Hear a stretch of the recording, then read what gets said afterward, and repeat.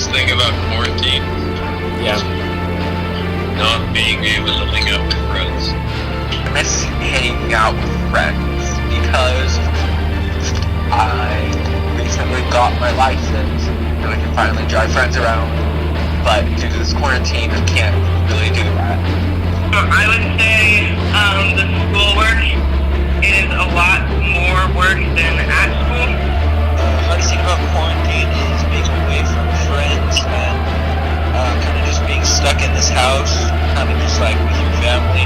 And sometimes you get really bored of doing the normal things. I miss hanging out with my cousins.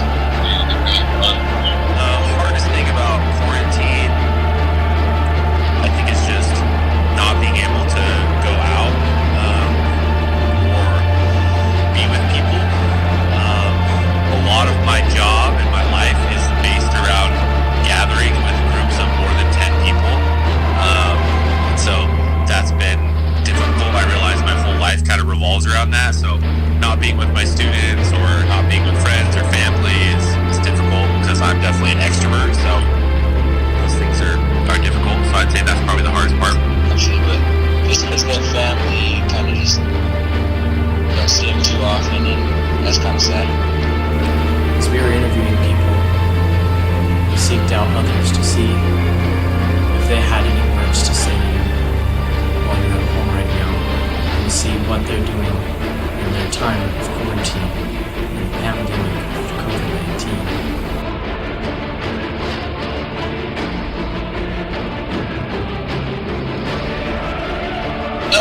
There's definitely hope.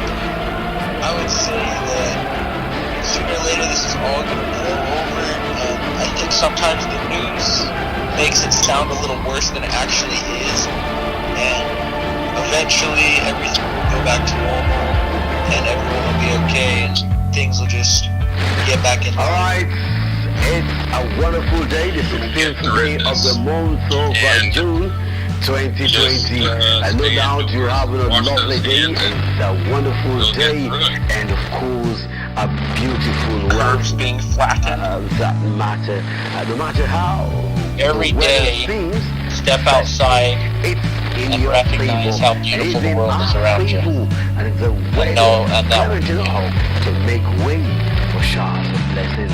And so I no think matter to make how everyone down feel you are hopeful yesterday, is raise up for a just this idea that we today. got this Yes, and that we're stronger than we think we are. sweet. And this whole idea of love the challenge. This is a challenging time for everyone, but we'll get through it and we'll be better because of it. And there's actually a lot of great things that are coming out of it. On the UHF platform and Start Time 103, we shall be bringing to you that which will make your day more buttered, more brighter, and of course more inviting. At the height of the propelling pandemic you in Italy, into a Italy has reported the highest successful one-day death All toll right, from very shortly we'll coronavirus. bring you Inside our one documentary. hospital, I don't want to let the cat out with of the the doctors bag. and You nurses just watch out Questo in and questo what corpo we di shall un be bringing to bambino. you risking right their own after the lives prisons run down. And after that, to we take save our others. first interview on discuss. Now, I will return inside Italy's COVID war. And after that, we take another dive into the concluding part of our earlier documentary. Or maybe we bring you another version that will be so moving and so touching. And after that, we go straight into another Niente, ho segment. finito le mie 12 ore di turno A segment where we'll bring you all the quello che mi ha information colpito di più and di draw your questa attention notte to safety rules and guidelines and other to make you una a signora better che mi driver chiedeva or piangendo che better fine road dovesse fare, user. And when we quale return, fosse we la sua take fine, perché another era lì, interview buttato and sul we'll be barello looking nel after corridoio. our drink economy. Which way forward? Has there been any means of stepping up the chores of the revenue of our country? Yes, have we been able to diversify the economy? Have we been able to lure investors into the country in the midst of the pandemic? What were we expecting before now? And now that the pandemic is here, how do we intend to come out from the doldrums? How do we intend to come out from the gloomy and the bleak future? We see, we'll be discussing all of these when we come on that segment. Definitely blow your mind with our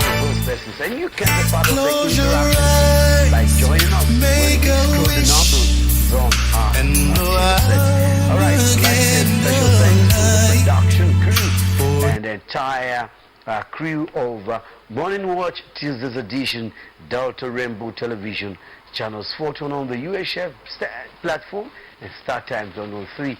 Matthew Onakboma, yes of course, and Kingsley Ikwe, together making your day as producers of the show.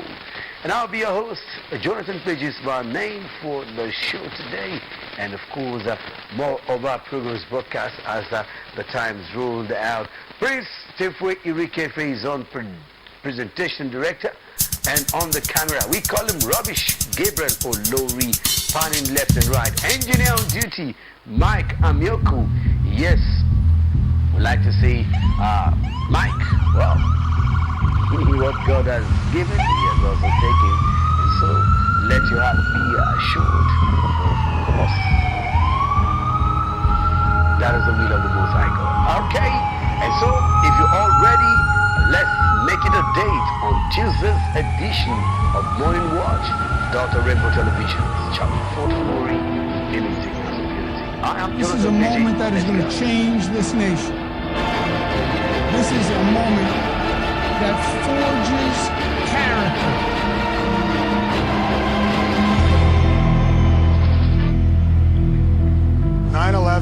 was nothing compared to this. People come in, they get intubated, they die, the cycle repeats. On December 30th, 2019, we are New York tough. An ophthalmologist who worked at Wuhan Central Hospital in China saw a patient. You have to be tough. This place makes you tough. With a high confidence level of the SARS coronavirus. He later sent a message via WeChat to his medical school contacts, warning his colleagues that 7 patients had been quarantined at Wuhan Central Hospital. After coming down, we're going to overcome this, that seems similar to the SARS coronavirus. And America will be the greater for it. Patients had all worked at Times Square, normally a manic mass of people, now almost totally devoid of them. This is a city many of us feel we know, the one that never... So his WeChat messages were shared on Chinese forums and gained huge attention. Lee's manager reprimanded him for leaking the information. Because communication is so monitored in China, just 4 days later, Lee was detained by police for spreading false rumors, and he was forced to sign a police document to admit he had breached the law and had seriously disrupted social order. He was then made to sign a letter of admonition, promising not to do it again. The police warned him that if he failed to learn from the admonition and continued to violate the law, he would be prosecuted. A week after Lee sent the messages, the first death from coronavirus was confirmed. After the warning, Lee returned to work, and on January 7th, he contracted the virus himself. Lee later checked himself into the hospital he worked at to receive treatment. From his hospital bed, Lee continued to post on his Weibo account and speak out against misinformation. He also published his experience in the police station and the letter he had to sign on social media. It later transpired that Lee was one of 8 people detained in Wuhan for spreading rumors, and people started to question why the doctors who gave earlier warnings were silenced by the authorities. Lee died of the coronavirus early on February 7, 2020 at Wuhan Central Hospital, where he had been in intensive care for 3 weeks. He was just 33 years old, leaving behind his pregnant wife and 1 child.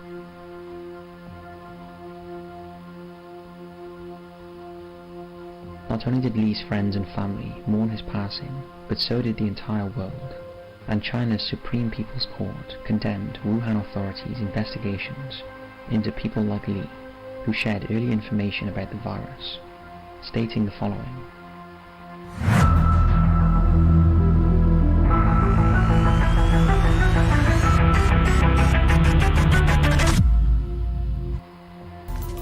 The global economy is in a state of paralysis. Businesses are closed, production has ground to a halt. In many Western countries, governments are dishing out generous aid packages to business owners, freelancers and companies in need. But in many developing and emerging economies, the corona crisis hits people with full force. As a result, UN Secretary General Antonio Guterres has urged rich countries to do more for those that are less prepared.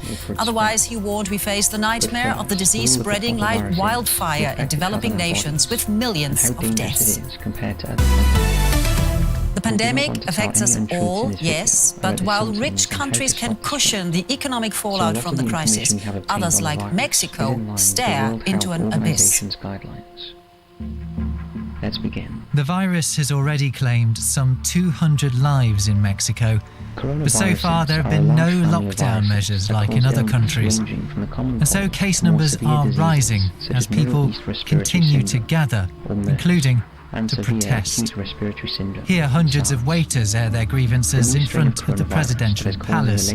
Their restaurants have closed and they've lost their jobs. If I don't have that income, I can't pay my rent, I can't pay my bills, and I can't support my daughter. From today, we can no longer survive day to day by being at home. So we're exposing ourselves to come out and congregate. We know that we're exposing ourselves to the virus, we're exposed to the contagion. Mexico's president offered encouragement in a speech on Sunday. He also announced a rescue package focused solely on supporting the poor. We will defeat the coronavirus. We'll revive the economy, and Mexico will continue to stand up and show the world its glory and its greatness. But for now, Acapulco's famed beaches remain empty. Tourists won't offer much help for the foreseeable future. And there are great concerns about another, perhaps more important economic sector, oil, where prices have fallen sharply. MERS is even more dangerous.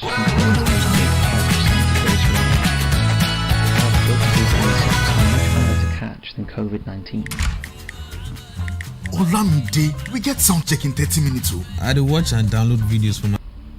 There are now more confirmed cases of the new coronavirus outside China than in the country, and the World Health Organization says the hotbed of new infections has shifted. Europe has now become the epicenter of the pandemic. Sore throat or diarrhea. Italy now has the most COVID-19 infections outside China. The country is now under lockdown in an effort to contain the spread of the virus. But infection rates continue to soar. Thousands of new cases have been recorded over the past several days. It's not a wave, it's a tsunami, said one doctor at an intensive care unit in northern Italy, after infections nationwide jumped by nearly 3,600 on March 15th. Which can be fatal. After Italy, Spain has the second highest number of infections in Europe. It is under a nationwide lockdown for at least 2 weeks. People are barred from leaving their home unless they need food, medicine, or to go to work, if they can't do so remotely. Nous sommes en guerre. Toute l'action du gouvernement et du Parlement doit être désormais tournée vers le combat contre l'épidémie. The French president has also ordered people in his country to stay home for 15 days, saying any violators will be punished. And he's asking Parliament to approve a law, giving his cabinet the power to govern by decree in areas needed to manage the COVID-19 crisis. Germany currently has the third highest number of coronavirus infections in Europe. All non-essential shops, bars, religious facilities and sporting venues have been ordered closed, with no time frame on when to reopen. German citizens have also been asked to refrain from travelling abroad because of the risk they may not be able to return. But public health experts are warning about risks faced by other countries and regions as the coronavirus continues to steadily spread around the globe. For people in most other parts of the world, the risk of getting COVID-19 is low. Cases could the total number of infected worldwide so far is around 80,000. The United Kingdom's approach to curbing the spread of COVID-19 sharply differs from the lockdowns and border closures other European countries have adopted. People are being asked to self-isolate if anyone in their household shows symptoms of the virus, such as a persistent cough or fever, and to refrain from mass gatherings. But schools and businesses remain open, leading to critics saying the government's measures are not strict enough. The demand for surgical masks Medical in China professionals in Indonesia have expressed concern that COVID-19 cases are either being underreported or going undetected. Other countries in Southeast Asia started reporting infections in February, but at the time, Indonesia's health minister said the coronavirus had not reached his country because of the prayers of citizens. It wasn't until March 2nd that Indonesia announced its first COVID-19 infection. The WHO has urged the Indonesian government to scale up its emergency response measures, including declaring a national emergency.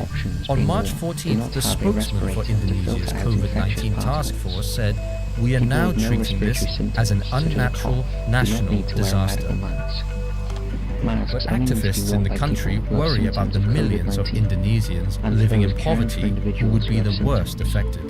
Not only do the poor lack access to healthcare, clean water, and nutritious food, but activists say many of them will continue to work even if they are sick, just to make ends meet. All those factors could increase the chances of COVID-19 transmission. If you have a fever or are coughing.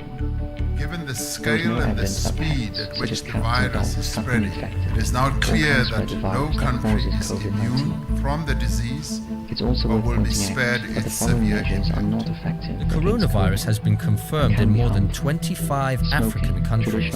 Several nations have closed their borders, cancelled flights, and imposed strict entry and quarantine requirements. Public health experts say Africa is especially vulnerable because many countries don't have adequate healthcare systems and don't have the money to improve them because of sharp cuts in US aid. These countries are already struggling with epidemics of measles, hepatitis, malaria, and HIV. On est effectivement limité, parce qu'après on ne peut pas aller à plus de 3 malades. On ne peut pas aller à plus de 3 malades, donc il faut qu'on ait un centre qui ait une grande capacité. Health experts say although many African nations identified gaps in their public health systems during the Ebola epidemic from 2014 to 2016, few have done enough to prepare for a threat like COVID-19. Such markets pose like Africa, many Latin American countries are already facing other epidemics including measles and dengue. Venezuela seems particularly unprepared for the coronavirus outbreak, as years of political turmoil have left its economy in ruins, and many doctors and nurses have left the country. The country's president has ordered all schools and universities closed and urged businesses to do the same. Even the opposition party has cancelled street protests. There are also concerns that deep-rooted social inequalities in other Latin American countries and an overall lack of investment in public healthcare put them at risk during this pandemic. More and more countries are confirming COVID-19 infections, but healthcare professionals say that those numbers are often limited by the scope of testing. Whether it be a lack of funding or public awareness, there are potentially many more infected people who haven't been diagnosed. And those are the people who may be unknowingly spreading COVID-19 and widening this pandemic. Have left people believing that they are trying to hide something. Probably the most widely believed one is that the virus originated in the Wuhan Institute of Virology, a laboratory that has a biosafety level of 4, the highest security level there is, and a place where researchers study, amongst other things, coronaviruses from bats. Obviously, the fact the laboratory is in Wuhan and only 10 minutes from the wet market has intensified this belief. Speculations have included the possibility that the virus was engineered in the lab as a bioweapon and deliberately or accidentally released, or that a lab worker was infected while handling a bat carrying the virus, and then transmitted the disease to others outside the lab. The theory appears to have been backed by US Senator Tom Cotton. He is quoted as saying the following. We also know that just a few miles away from that food market is China's only biosafety level 4 super laboratory that researches human infectious diseases. Now, we don't have evidence that this disease originated there, but because of China's duplicity and dishonesty from the beginning, we need to at least ask the question to see what the evidence says, and China right now is not giving any evidence on that question at all. Cotton also pointed out that the Chinese government initially turned down the US government's offer to send scientists to the country to help clarify questions about the outbreak. Of course, statements like this are bound to cause speculation that there is a cover-up. However, a number of experts have taken aim at Cotton's remarks, stating that there is absolutely nothing in the genome sequence of this virus that indicates that the virus was engineered, and the possibility this was a deliberate release bioweapon can be firmly excluded. And scientists from several countries who have studied coronaviruses overwhelmingly conclude that this coronavirus originated in wildlife, just like many other viruses that have recently emerged in humans. Nonetheless, internet users do not appear to be convinced by the assurances from the experts, and the rumours have spread widely online.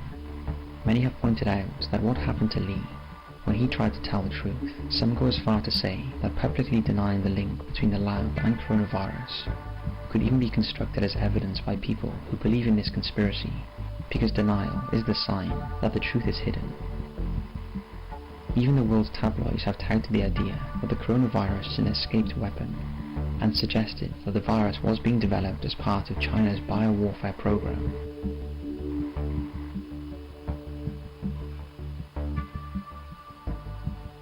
In a twist to this theory, it seems author Dean Koontz eerily predicted the coronavirus outbreak in his 1981 thriller, The Eyes of Darkness. His fictional novel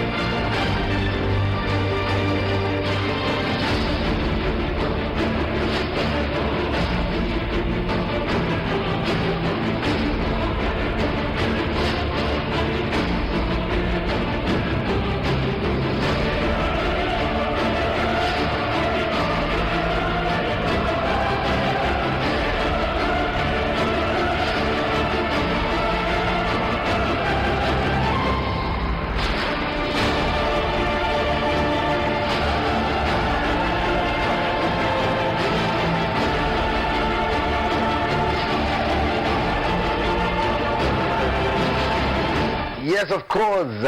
No doubt you've seen the documentary, and the question's been asked is, why is China so keen in covering the coronavirus, its source and its origin? Another question goes out.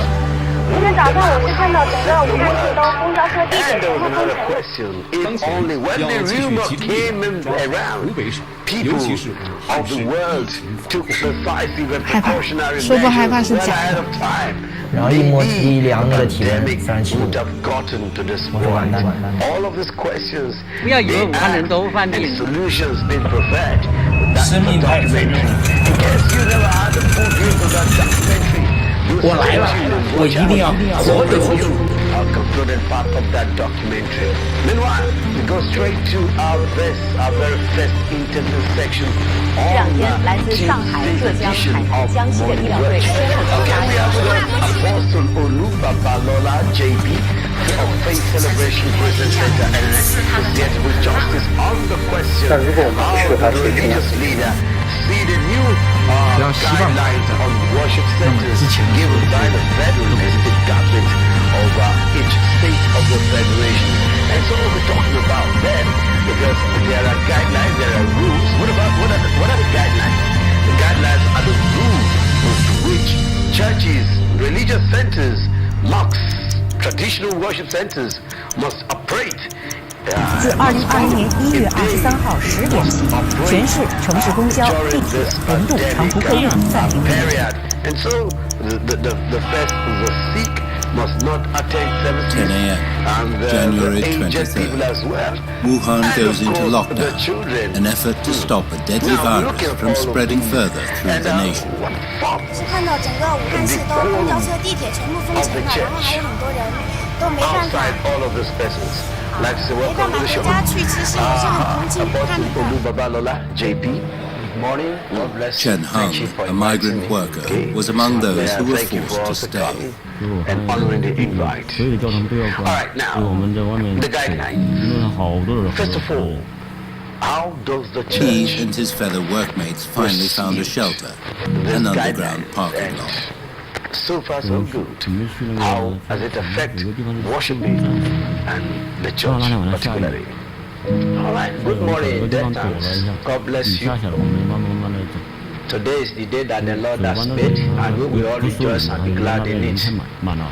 Talking about the rules and the guidelines. As Chen was walking in the rain, the number of confirmed coronavirus patients in Wuhan on day one of the lockdown was announced: 495. 10 times the number 2 weeks earlier. 9 million people were still in the city. These authorities traced a new deadly virus from the wildlife sold in this seafood market in Wuhan that was illegally selling wildlife. This seafood market was once believed to be the ground zero of the virus outbreak. Local authorities shut the market on January 1st, but the virus was already on the move. Dr. Zhao Zhidong was one of the first medical workers to face the virus in Wuhan. 对那个病人来说，他是从外地来的一名患者，发烧，有食欲下降，有咳嗽，然后同时他的 CT 当时在当地诊断的是肺炎。然后，但是我们就是拿当时的诊断标准，因为当时诊断标准第一条很重要，一定要有华南海鲜市场的接触史。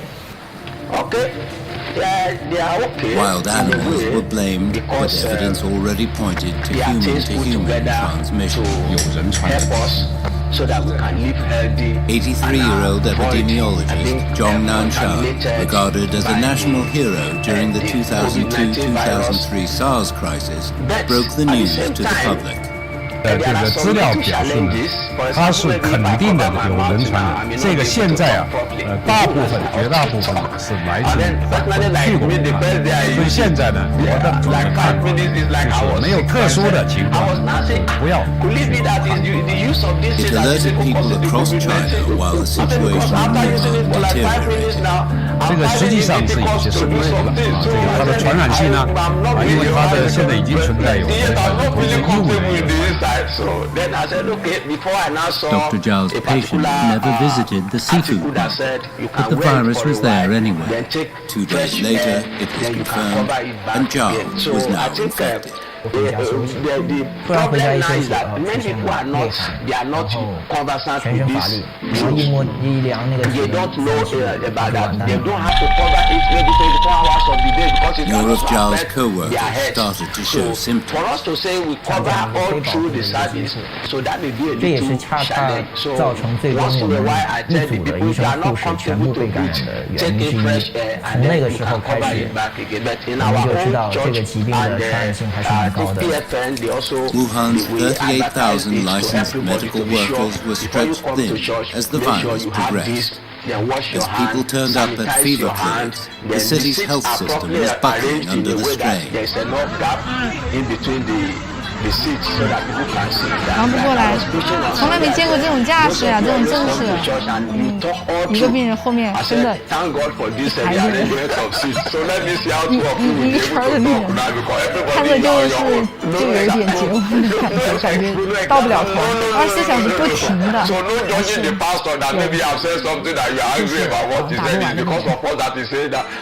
，On the second day of the lockdown, work began on a new hospital. The new Huashanshan Hospital will have 1,000 beds specially designed to treat coronavirus patients. 我们在做就是能够把4层的人就能够开了，这样 But one new hospital was not enough. A second emergency hospital promising another 1,600 beds was planned. 尤其是奋战在防疫一线的白衣天使们，拜年！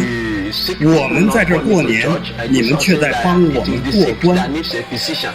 On Chinese New Year's Eve, the night for family reunion, more than 1,200 medical workers across China were drafted to aid Wuhan. On New Year's Day, President Xi Jinping chaired a meeting of the Politburo Standing Committee, stressing safety and health were the top priority, and containing the epidemic was the most important task. It's a place of anointing. The power of God is there. I believe that somebody can get healed in the house of God. So in a way, we will keep trying our best to see that we comply, as long as what they ask us to do is not contrary to the word of God. It's for our own. I'm declaring a public health emergency of international concern over the global outbreak of novel coronavirus. January 31st, the World Health Organization declared the outbreak a public health emergency of international. The reason of my studying in school. So I know that the government, they are representing us. I could have been among the people in government too if I decided to say, okay, I want to vie for a position and I'm elected, so I will be among them. So they are there for us to make rules and regulations that they think can help us to live a good life. Not because they are not our enemies, they are not wicked people, they are not devils. So if this thing is real and then it's affecting people, and one of the reasons is if people gather together in the same place, okay, what can we do? We can't stop church not to operate completely. We can't say that people should not go to their mosque or their places of worship. So let us put some rules and regulations in place that can protect us. So they are trying to protect us, they are not angry with us. So those of you that are outside there who always think that, oh, maybe the government, they are against the church, they are fighting the church. I believe they are not fighting the church. Rather, they are trying to see how they can protect us and protect the people. That is why. So if they ask us to do something and it's not contrary to the Bible, let's try to abide by it. And I believe that at the end of the day, all of us will be happy. Introducing borrowing data from Globe. Simply dial *321# even if your account balance is zero. One aspect of the regulations that was given as guideline, the issue of not bringing the sick to the place of worship. Yes, you could wear there. That's where healing comes from. And that's where hands are stretched forth, and the sick will receive healing. It's a spiritual energy from source A to source B. All right, now, but don't you think also that the government will say through the PC taxes, as part of the guideline, don't bring them to the church. Also protecting a wider spread of persons who may be asymptomatic or who have refused to bring themselves for treatment yet infected with the virus. Yeah. Yes, I've said it 2 minutes ago. I said they are trying to see how they can protect us. Yes, it is so. Yeah, let's look at this issue of not bringing a gift to the presence of God to the altar or the background. Like the fire, girl, you is my command. As I submit to your demands, I will do anything. Girl, you need only a thought, make love to you like you want me to, and I'll hold you tight. And I'll make love to you when you want me to, and I will not let go.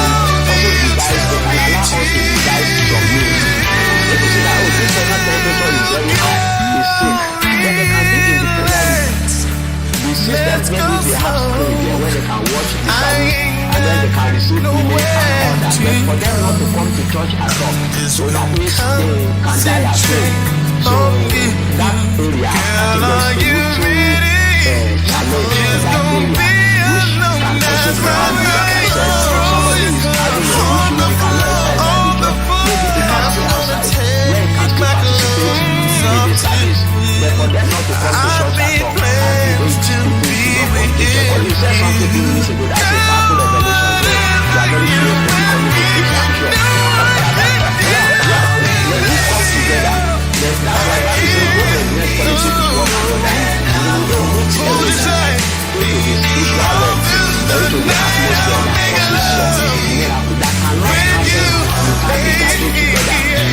Because the Father, when some people were afraid initially, that this COVID-19 is something that was planned by some group of people. That probably is because we are closer. The church, they are praying, and the power of the prayer is affecting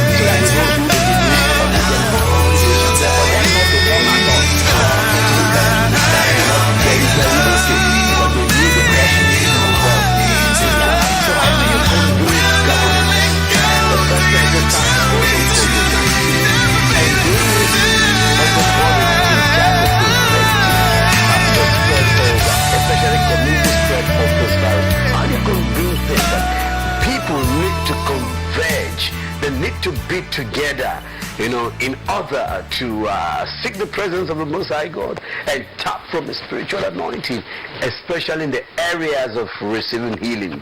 Yeah. And the only thing I can use to convince anybody is the Word of God. So if the person believes in the Word of God, the Bible says that we should not neglect fellowship with one another in Hebrews chapter 10:25. So that means God knows that fellowshipping together is very, very important. And in the book of Psalms, it says, there the Lord commands blessing. He commands blessing. So it's important we come together. Some people say, why do people go to church? Me, I don't go to church. Those days, I will enter a taxi and the man was saying, I said, I'm inviting you to church. I was preaching to him. He said, no, I don't go to church. My church is in my heart. And I said, okay, no problem. I like to fellowship in your church. Can we enter into your heart so that we fellowship together there? Because I want to fellowship with you. So he was now looking at me.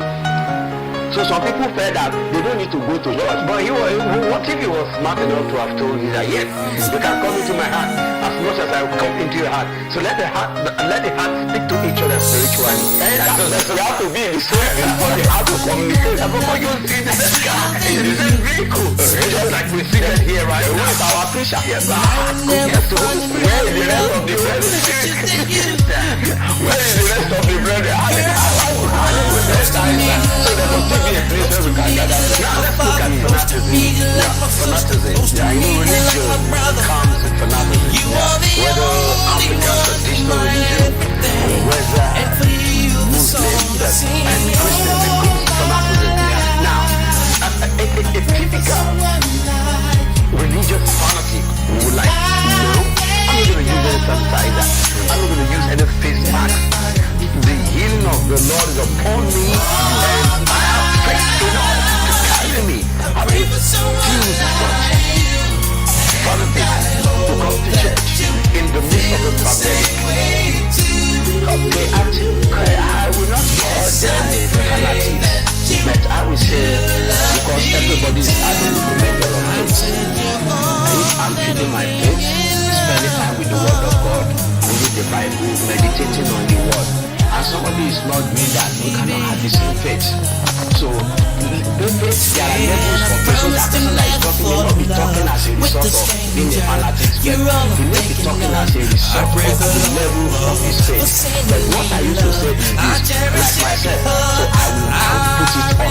So, and the reason is this, I said, with having faith, I have faith that they can't affect me. That if the virus touches my body, instantly it will die. But somebody may not have that kind of faith. Then the Bible says, if you make your brother to become offended, don't eat it. So instead of being able to let somebody live carelessly, this hand sanitizer is on side. I was using it since many years ago. When I joined a particular forever living program, so they introduced hand sanitizer. 99% of deaths can be destroyed by using hand sanitizer. So it's always with me in my bag. I have it there. I put it in my car. So I've been using it since yes. Even when I was in school, I tell you, you know the whole thing, the whole hand here. I don't know the whole it's hand sanitizer. That's your job the way you do it. It's not the whole. I didn't know that when they now say this could be mentioned and they can call it alcoholic gel. I don't know people were correct. So that is it. So I may have the faith that, this thing, if I eat this thing, there's no problem. But if I'm eating it, and somebody that is not having that kind of faith sees me, that may make the person to do things that will destroy him. So on that basis, I can say, okay, we have faith, it can affect us, until we are able to teach people, other people to have that same faith, then we can take because of that and make sure we do what is necessary. You use your hand sanitizer, cover your face, your nose, and mouth if you are in the midst of much people and things of that nature. So that when they say they are done in research and this is how the thing is spreading, then we can now abide by this so that it will not spread more. Why we are praying that we will totally be eradicated from our world, so that we can take our world, but it belongs to us. It's not for COVID-19, it's not for the sick sickness and diseases, it belongs to us. The earth is the Lord and the fullness thereof. So we are taking it back from the hand of the devil. While we are doing that, let us be cautious to what we do also. Thank you, Apostle Babalola. Now, let's look at those other issues. Yes, I pray that you where the parents are seated, where the children are also seated. But in most churches, they have what we call children classes outside Sunday school. They have children classes, and they return again to sit with the parents during the full session of the church. Is that how you operate in your church? And yeah, we have a place where we put the children, so there's somebody who can be able to monitor them so that they don't run around and they don't touch themselves. But the thing is, I don't know, the thing also affects the children, because somebody sometimes ago was saying that there's something is affecting the children. So the pastor was now saying, as the thing got in the intelligence, they're not to be able to know children and the adults. So that was this question there. So if the intelligence not to know children and adults, that means it's no longer a virus, but a living entity. This one is old, let us touch the old man, or this one is not old. Anyway, how do you curtail the children in the school? Yeah, we try as much as possible to make sure they are not running around in the service, and if they are staying with their parents too, they live together in the same house. Husband and wife, they eat together. I'm even sure not only eat together, they do some other things together. Like what? They connect themselves together. Deep connection. So that's the way they come to church. Probably they can also stay together. Okay, this family, they are together. So I don't think that we don't allow the children to go and be hugging other people and all that, but they can stay with their parents, they can hug their parents. It's able to feel male or an object that is not supposed to be touched. As regards when we have ushers, security personnel to look after them, to make sure that is not done. We have taught ourselves, the leaders, we have passed across information to them, and by the grace of God, I also belong to a lot of ministers, groups, and all that. If I open my phone and you see, when any secular is out, I even forward them to other people so that they can be aware. So if I'm doing that, so the church also, they are already aware of that. Even the children, if they only they will go to also wash their hands before they enter the church, but they saw their parents doing it. So in the way, it has become a kind of a way of life to people coming. So they must do, whether it's weekly service, whether it's Sunday service, we always have the water there, we have the hand sanitizer. And most of the time I come to church with extra use mask. You are not coming with that's charity from the church. We'll come to that issue. Now, looking at the whole scenario, if the very God through the presidential taxes in 2019, now it's the resumption of churches. Let's see, about 3 weeks now, so 3 Sundays where you start the church. How is it like? Is it a normal church? You kind of very cautious, and is your preaching centered more on COVID-19, or you just let them have the spirit that anybody where home and be outside COVID-19? Go home, you cannot be touched by COVID-19. That kind of thing that I preach to them to make sure they are not living in fear. That is one. I try to make sure I preach to them that it's not living in fear. But at the same time, be cautious. I just didn't care. They just don't understand correctly. Observe the rules and regulations. Because the Bible says wash and pray. That wash is this face mask that I'm putting on. Then pray is the one that I depend on God. That okay, this virus is not going to affect us. It's minus us in Jesus' name. Even if it's around our area, it's not going to come closer to us. If I will chase it out of death and slip into the river, not the river right now, but into the river to be buried in the sea. So I declare them, because I see the just shall be by faith. So we cannot say because of COVID-19 and preach something else. So we have to preach faith in people so that they can believe. Because most of the time, people are dying because of fear. more than the actual happening. You know, sometimes ago they said if you receive a call from one phone number, the person is going to die.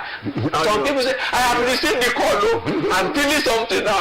Meanwhile, when we finally checked, the number was it was customer care number of MTN. so that is it. So we try to make sure that people are not living in fear, but they live by faith. And then we tell them, wash and pray. And what's the difference between the fear and faith? We've had different various definition of faith. And fear. So what's the difference between fear and faith is that, for example, now maybe let me use a dream as an example. So a man of faith can dream. If I dream now, maybe I have a dream about cow pursuing me in a dream, for example. I say, oh, I need to eat cow meat. So you go to the market and buy me cow meat. I need to eat cow meat. That is for me. Yeah. So I will not begin to be afraid. Thank you. And then what would that be for your aged mother in the village who's not a Christian or like That's why I said level of faith. So that is not sex of the child it's illegal to know and आपको जानने की कोशिश भी नहीं करनी चाहिए इससे आपको भी जेल हो सकती है और मुझे the enemies are after you. Oh, that cow represented high class wish. Congratulations, आपको लड़की हुई है. And you know you might be saying, Baba, you see, if you see the horn, you see, if you reach heaven, it was touching heaven. I was looking at it, say, that means you have a lot of plenty enemy there after you. And if you finish this year, it will be by the grace of God. I need to pray for you, and we need to fast. So he may not even believe only that prayer. He still go to another one, and then he can be moving around. But I won't do that. I will wake up. You know, sometimes ago I dreamt. You know, I was having some health challenges there, so I dreamt PFF people, they even came together and they were making arrangements. They were going to take the corpse to the village and blah blah blah. And when I woke up, I cancelled it in the name of Jesus. It's not mine. Many years ago. देख रहे हैं आप कितनी शर्म की बात है. कन्या भ्रूण हत्या के कारण आज भी इस देश में 5 लाख लड़कियां इस तरह से खो जाती है और कई इस हालत में पाई जाती है. इस देश पर ये सबसे बड़ा काला धब्बा है. Separate discussion. Yes, counseling that dream. But when you got the cows, you went to buy cow to eat. But that's what we want. You cancel. Well, we'll come to that. All right. So far so good. The masks and hand sanitizers and the running water. No. How do you get sanitizers from members? Do they buy and bring? Do they buy and bring to the church? No, the church also buy and all of that? Yeah, we have it there. We have the water there at the gate. We have soap to wash. I never thought I would be chasing child predators. It was 2 years ago when our team intercepted conversations between a 12-year-old girl and a 40-year-old pedophile. He wasn't just talking to her, he was abusing her, coercing her, collecting images and videos, and no one in her life, her parents, 6th grade teacher, or friends, knew what was happening. I have a 6th grader of my own. I have 3 kids, actually. But you don't have to be a parent to be devastated by this. I work for a tech company that uses artificial intelligence to detect issues like grooming and sexual predation, and this is something we see constantly. These abuses are occurring quietly and mostly go unreported, and we want parents to know exactly what we know about what happens online. So we made a plan. A man has been arrested for allegedly raping a 15-year-old he met over Snapchat. Instagram has become the #1 social media site. We also see firsthand the predatory symbiotic relationship that exists between Instagram and Snapchat. We would create a fictitious 15-year-old girl, complete with a believable social media identity, put her online, and document how long it would take for a predator to approach her. But creating a person out of thin air is complicated. We needed photos, but we knew we couldn't use an actual teenager. It would have to be someone on our team. I'm 37, but our graphic designers assured me that with the wonders of photo manipulation, they could magically make me look over 2 decades younger. We bought clothes and accessories, studied body language and facial expressions, He methodically covered and edited signs of aging, wrinkles, weight shifts, and stretch marks. Meanwhile, we coordinated with federal, state, and local law enforcement. Then we built a story around her, a history, a family, a social circle. Libby was born in 2004 and is a sophomore who recently moved to Indiana. We created multiple online accounts for Libby, prominently displayed her age, and posted typical teen content. We even created virtual friends for Libby who would comment on her posts. With everything in place, we would launch the project, give it a few months, and see if anyone would buy it. So we hit the button, and Libby went live.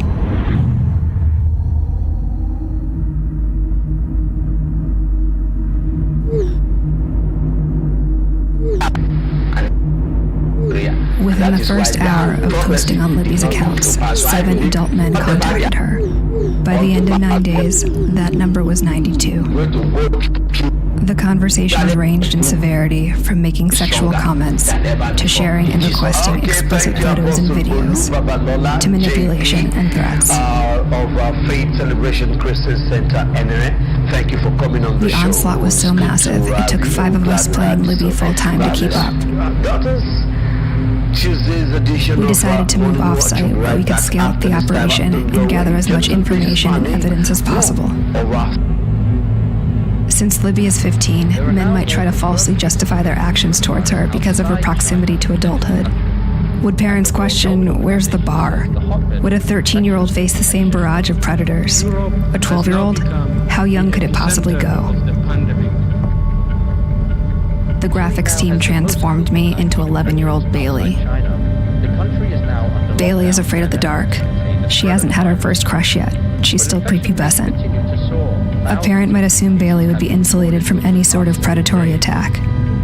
We launched our 11-year-old persona online. 444 and go.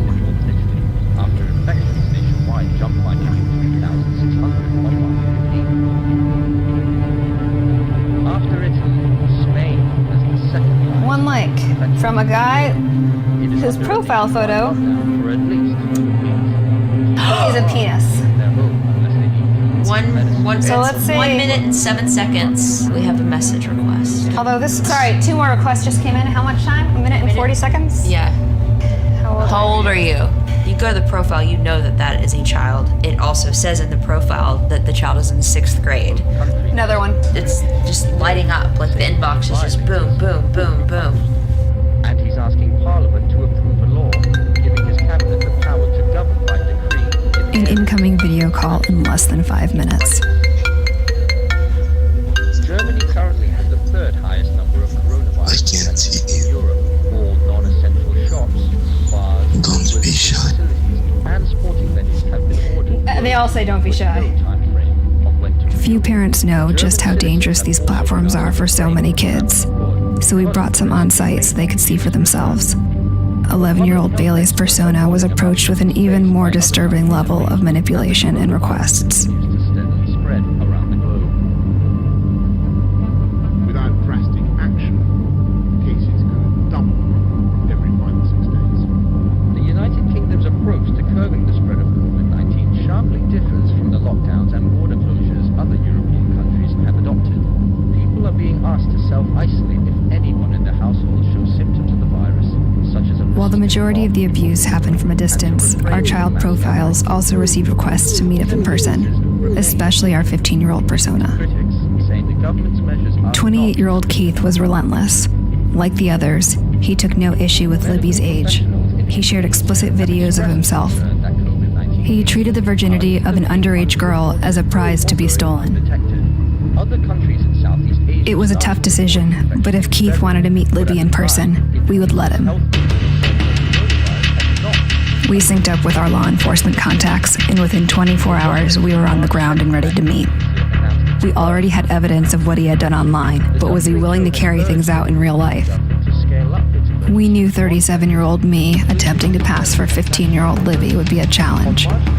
But I would wear a hat, a lot of makeup, and a big sweatshirt, and see if he showed up.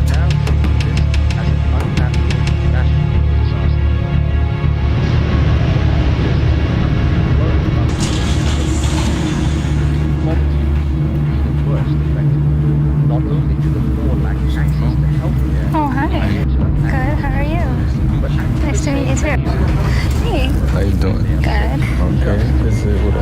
expect it.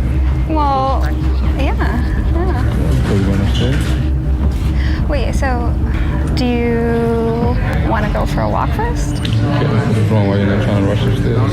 What was that? Why are you not trying to rush upstairs? I don't know, I'm a little nervous. Let's go upstairs then. Come back.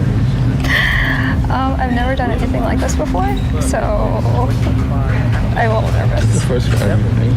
Yeah. I'm not gonna rush you, but just go upstairs and talk. Okay.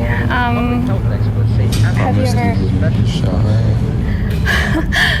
Are you okay with me being 15? I've never done it. It's okay. I like to gentle, make you comfortable. I don't want to just get over the feeling. You know what I'm saying? Are you hungry? I'm trying to dodge it. Cyber tips coming in from the National Center for Missing and Exploited. Bark turns over these potential child predators to the National Center for Missing and Exploited Children. Using the app has led to arrests like this one in Florida last year. The brutal reality is that a predator doesn't have to be in the same room, building, or even country to abuse a child. Libby and Bailey may not be real, but they represent countless children who are being sexually and psychologically abused, both online and in real life.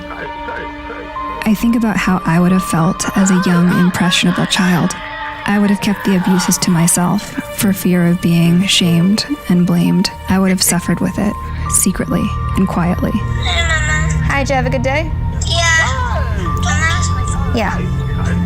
I was wondering, so in 2 more days you're gonna come back? That's right. Okay. I love you. I love you too.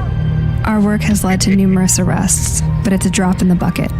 Our work, nor the work of law enforcement or legislation, will ever be able to protect children as well as engaged parents and guardians can. When asked, my advice for parents is to talk to your kids early and often, know what apps they're using and with whom they're communicating. When facing crisis, kids need a soft place to land. Make sure they know they can come to you for help.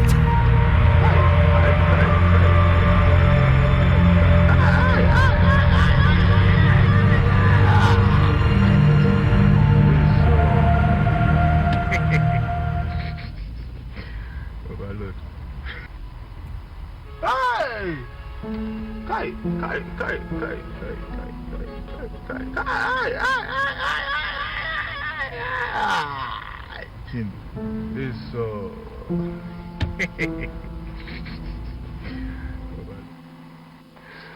All right, another segment on Tuesday's edition of Morning Watch. You're welcome to the show. Yes, that's a safety skit you just saw now, and I was thinking that was in China, but I've been told that's in Nigeria. I don't know, China. I just have been seeing so much negativity from a country. What a country! But all the same, yes, that is not the issue of the day. But we'll now find out exactly where that skit, what country that skit is coming from. But someone said it's only in Nigeria. You see vehicles just drop like dead palm tree. Wow, what in country also. All right, welcome to our Safety Corner, and of course our very, very dynamic and vibrant resource persons are here with us, and I'll be looking at issues of driving in the rains and bad weather. Yes, we started last weekend, so we'll be continuing, especially now that the rain is telling us that, hey guys, I know you know I'm here always, but I'm here now. And so always and now is quite separated. So I'd like to say welcome to the show again. I come with Dixon Origi Amamakwe, fellow Chartered Institute of Administrators, member Institute of Safety Professionals of Nigeria, NSIPN, and member American Society of Safety Professional, MASSP, and of course is a safety consultant and State Coordinator, Federal Road Safety Corps, Special Marshal, Delta State. And I'd like to say welcome to the show. I come with Dixon Origi Amamakwe. Yeah, thank you, Jenna. And how has it been during the week? Well, we'll look at that in the retrospect of the week.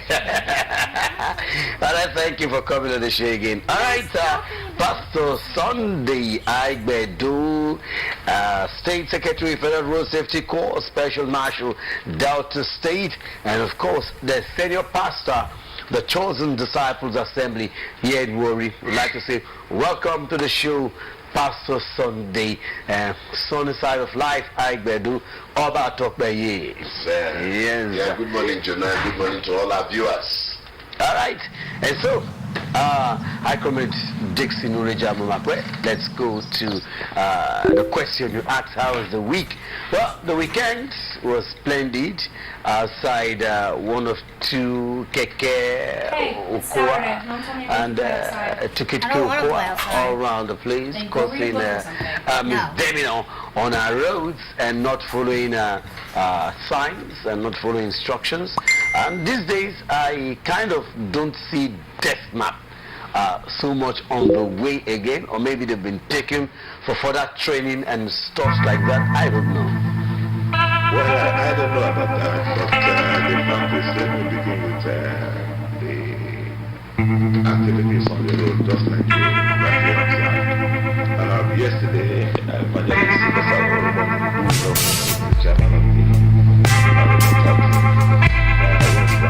which was supported to me as a person this morning on the radio.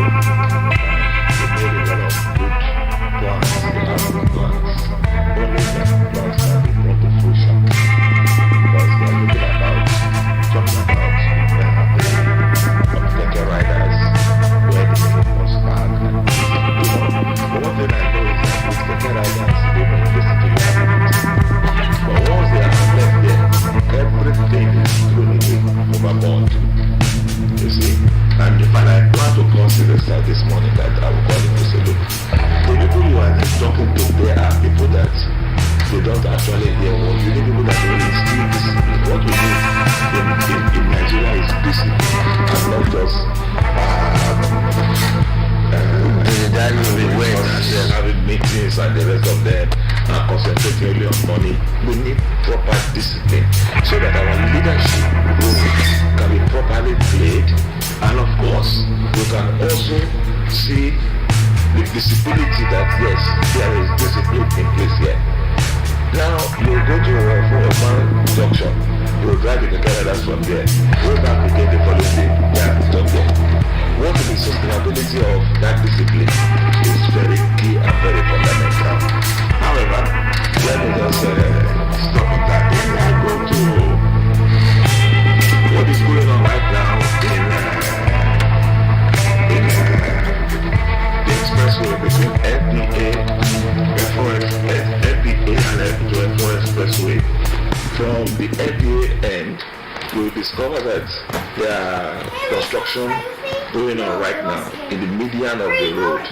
What I discovered yesterday was that they are doing a drainage in the median of the road, and as a result, they have the granites, they have the sand. I observed that this morning too, along the expressway, and that alone has taken part of the expressway, which shouldn't be without any caution.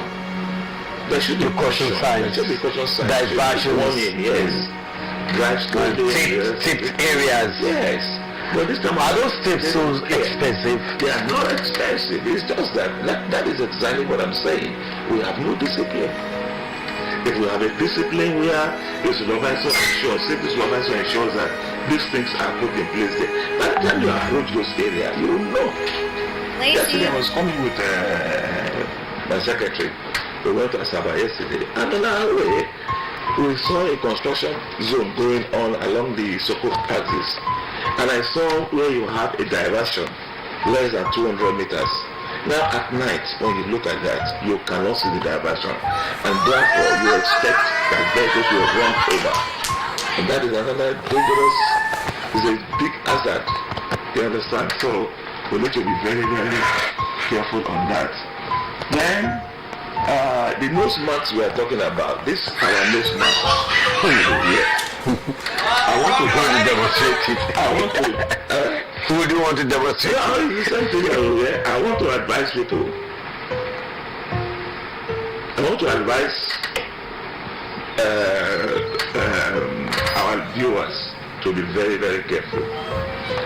We just discovered from the report we have gotten and our observation yesterday that the police is now arresting people who don't have their nose masks, and of course you have to pay yourself with 5,000 naira.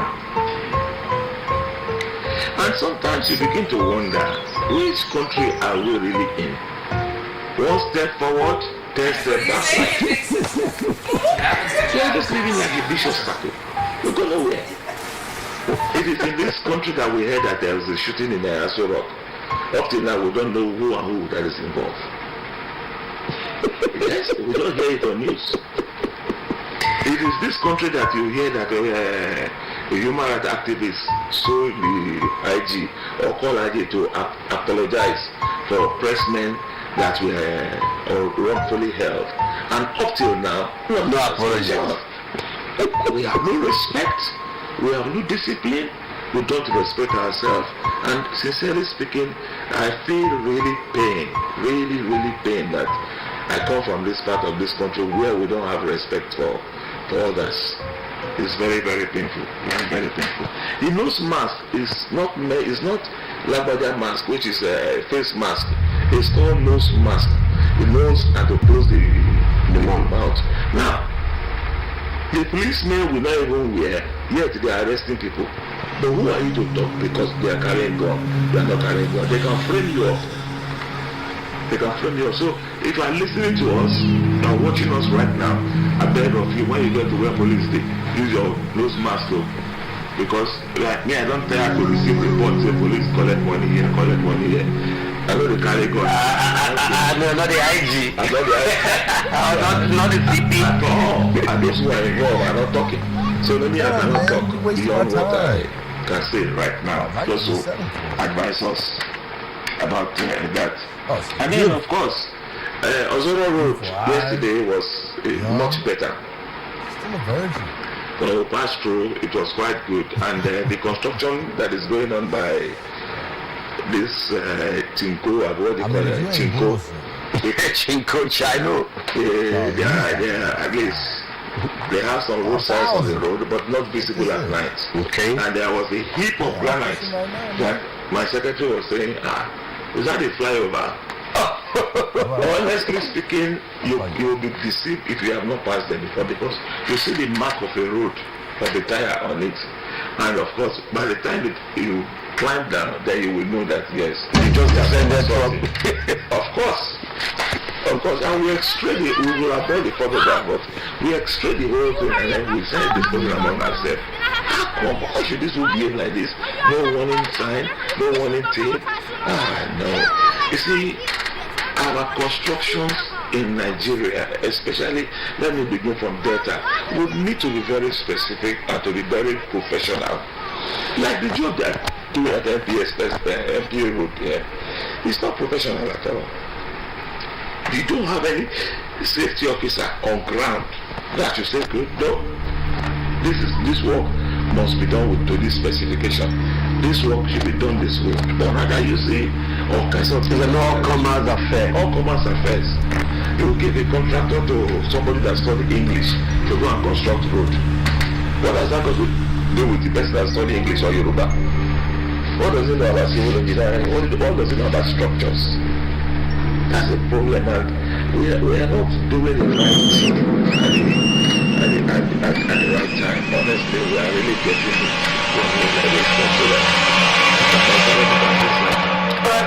Mr. Secretary. In fact, before you say something, we talk about Keke. Do you believe that Thursday last week on my way to the studio, the policemen that were standing by the express there, they were trying to accost some vehicle and Keke on the express there, between the bridge here and the DBS here. And in the process, if you see my car, one of the Keke guys was while trying to dodge the policeman, uses a vehicle. It's a Keke that has so much iron. Yes, to destroy my mirror. And I just look, I said, what do we do? Who do we talk to now? Is it the policeman or the Keke man? And I think that something will come out. So I just took it, and just forget about it. You understand? So really our society will need severe changes. We need changes, and we want leaders with a changed mentality in mind. Not come there, just eat money, go to Saudi Arabia and invest, go to Dubai and invest. No. Even if they have done those 4-1 and they are successful, let them bring the money back home and develop our country. All right, thank you. Let's hear from you, Pastor Agbedo. Yes, I we can retrospect. I really want to commend the government to some extent, because some of the projects that were left or suspended before the COVID-19 pandemic, they've resumed. The state coordinator was talking now about using those reflective tape or caution signs. I really need to commend the contractor doing the job along this from Chakma Junction to NRA Junction, because most often time they close as is they need to close, and you see that taping diversion is well specified. But our prayer is, like I have always said, they should always do job that will last. If you look at the Energy Link Road, this from as you just come down from the flyover to enter the express back to DBS here, that almost every year they will award that place twice. I don't know why government will not want to do a permanent work on that very portion of road. It's not up to how many kilometers.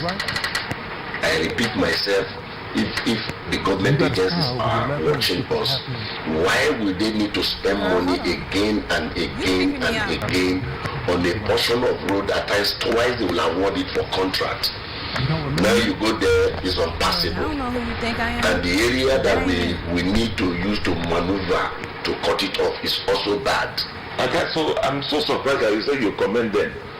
You did the construction commendation before. No, but that is not that program.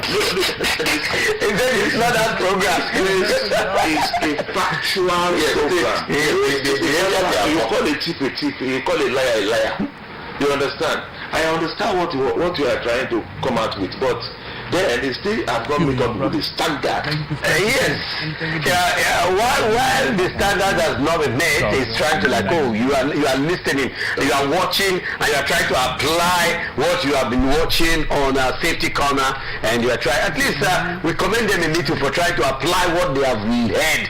You talk about the keke guys who just go to the seminars and all the meetings and then just behave as if, oh, there's a Holy Spirit that has touched them, and as soon as they leave the highway, those days we see traffic wardens dancing, doing character judo at the centers of roundabout, and they say there's a spirit, that passed into them and is controlling the cars.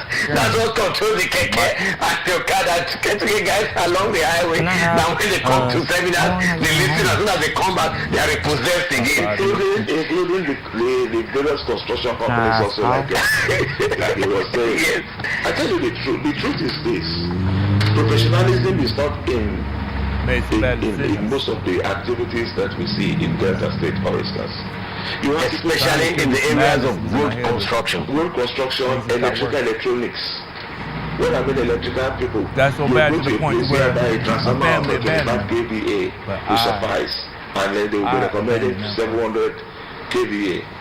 What is that? Waste of resources, waste of energy, infrastructure, waste of energy. But when you know that you foresee that you're planning for the next 10 years, the area will mass populated. They will get about 100 kVA. Fine, and you are able to give them 120. It will help them. Hope everything works out for you. I don't care for how many days that I have no lights in my house. And so that is why when I keep saying that, how can these children learn e-learning if there's no generator in the house? Out of about 100 houses, if you find 10 generators, thank God. What about 20 needs? That's the main burden. That's the main burden. So, yes. Now back to the retrospect, what you saw and what you observed, and so far. Yeah, I really want to say the issue about our driving culture is still very bad. Our driving culture on the road when they come to a roundabout, those who have right of way, they will do what. Now, we'll leave that where we come into the topic for the day, bad weather and rain. How do we get to know that there are potholes? Because it will just look as if it's a very tiny pothole to you, and maybe I'm used to it. I fly this road all the time, so we'll get to that. Yes, the truth is, it's difficult. We were somewhere in Bomro area within the week. Myself, the state coordinator, and one of our colleagues. If there is something we really need to ask God for intervention in this country, is road and light. Those two critical aspects of life. Because if you drive in this town and you don't use a high-riser vehicle, or those Tundra and the rest of them, it's not easy for you to drive your small car now. You will see some road. It looks like a road. But when you enter, you discover that you are in a swimming pool. And all you hear, you now begin to look for people who will help you come out of it if there are people around. And what I'm saying now is all over the country, not just only Delta, not just only if you want to follow NRA road, you want to follow Udu road and all that. It's just everywhere. So for you to know that there is water on the road, you need to be very careful. You must be sane. Because some of the water does not tell you that I am there. So driving in the rain, we have to drive with caution. We have always said that we should drive to suit the weather. The weather should determine, because you can't be taking, say, 100 kilometers per hour and it's raining. You won't even know where there is pool of water. You say 100 kilometers, that is the recommendation. Please, we recommend for you to stay alive and get back home. Reduce your speed, because if your speed is good, even if you run into a pool of water, as big as my Jeep is, I discovered twice. I entered a pool of water. The only all I saw was just I was there because I know the force it to start. I stayed for 5 minutes. Was not on auxiliary. No, I forced it. That is, I waited for 5 minutes to allow those water dry off. As I started the car, as I cracked it, it was worse. But there are some people that their home will go off like that if it's a small car. If you leave it in the pool of water, all the carpets, water, the gearbox, and some areas that are sealed, water will enter. So we have a lot of people now who cannot drive. In the Bono side, they can't drive. In what is so we want to appeal to you. How do we know that there is water on the road? At times you can see this water, at times you cannot see them. All right, thank you, Apostle Pastor Sunday Aigbedo. Okay, now back to the issue for the day. I cover Dixon Orija Mumakwe. Now, these potholes we just talked about, it seems water begins to expand them also. And you know, with our terrain, which our waters are like salty kind of, which are kind of expand the road. Now, I don't know. When you come in contact with government and the agencies and you interact with them, do they actually know what the road users go through on the road and how these roads are, while awarding contracts to just anybody to come construct roads for us? And repeatedly we go on the same. We're supposed to be advanced. We're also not talking about Jackman Junction every year, and then a junction, what road. We ain't supposed to be talking about this road all the time. Well, you see, you are right, and like I said much earlier, the problem we have is discipline. Remember when Man of God was the chairman of local government, that's Edema. Yeah, Warri South. When he was the chairman, he collaborated with the Uwe chairman. They make sure that the median of the express road here and is properly cleaned. The manholes are properly You can hardly see the pool of water there. Now, if you have another government that comes in that cannot continue that type of project, then you have a problem. Now, the fact is that if we have about 3 NGOs that have cleared our road by government, the opening on that bridge, so to say. It's a simple thing. Even the companies around can engage some few individuals to try to throw them. Because, like, if it rains now, you are going on the road between here and then back, for instance. That's between DBS and then back. By the time you get to some section of the Prodeco bridges, you see a pool of water. Then when you get to that road that's constant, by that U-turn, and over by Julius Burgess, that has become a menace on that highway. It's dangerous for the walking home. That is part of the maintenance that the state government, the local government need to put in place. I'm sorry, my state coordinator. Nobody seems to be taking action on that road. I don't know what the problem on that part of the bridge is, because if I'm driving on the right path, avoiding that water, and you drive on the left, we definitely must crash. And at the end of it all, a story that will emanate from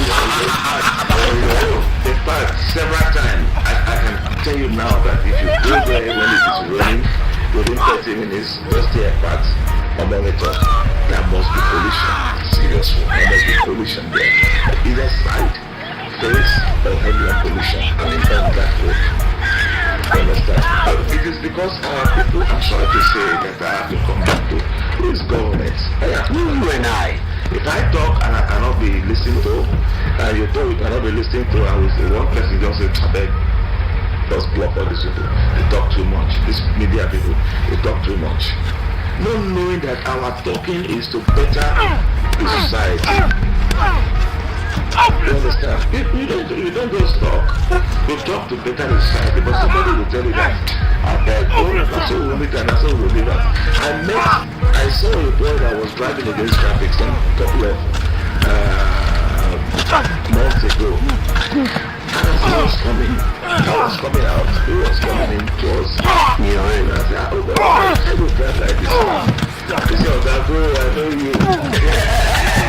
I'm serious. Go, catch him. I said, "It's all right, go, I know you." I said, "Why are you driving against traffic?" He said, today we start out. He said, "But this is wrong." He said, "Oh, well, you don't be change Nigeria." Hey, told it to your people. Exactly.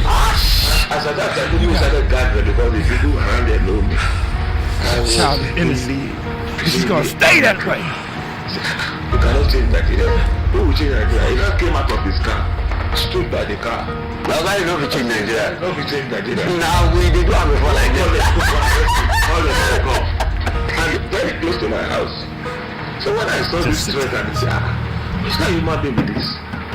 You know, it was so funny. It was very funny, but for me it was very sad. Alright, viewers, we'll continue with our discussion. It's so painful. We may be laughing over certain issues that we deliberate here on the show. But you see, we'll have to cover also our pains and embarrassment. In fact, it's an embarrassment, not just pain, an embarrassment to find that route. While they say most of the oil companies and oil services company have left for some other states and all of that, even while they were here, that road, that bridge we're talking about, had always remained so.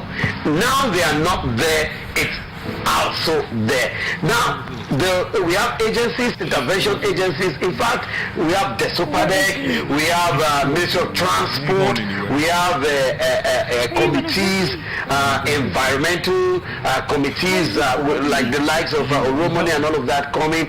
Omari has been there. We have the likes of what then is the problem of that place. If it is something that need to be opened and permanently, you know, I don't know, maybe pipes put there so that the water will just. And the funniest thing is that there's a street there.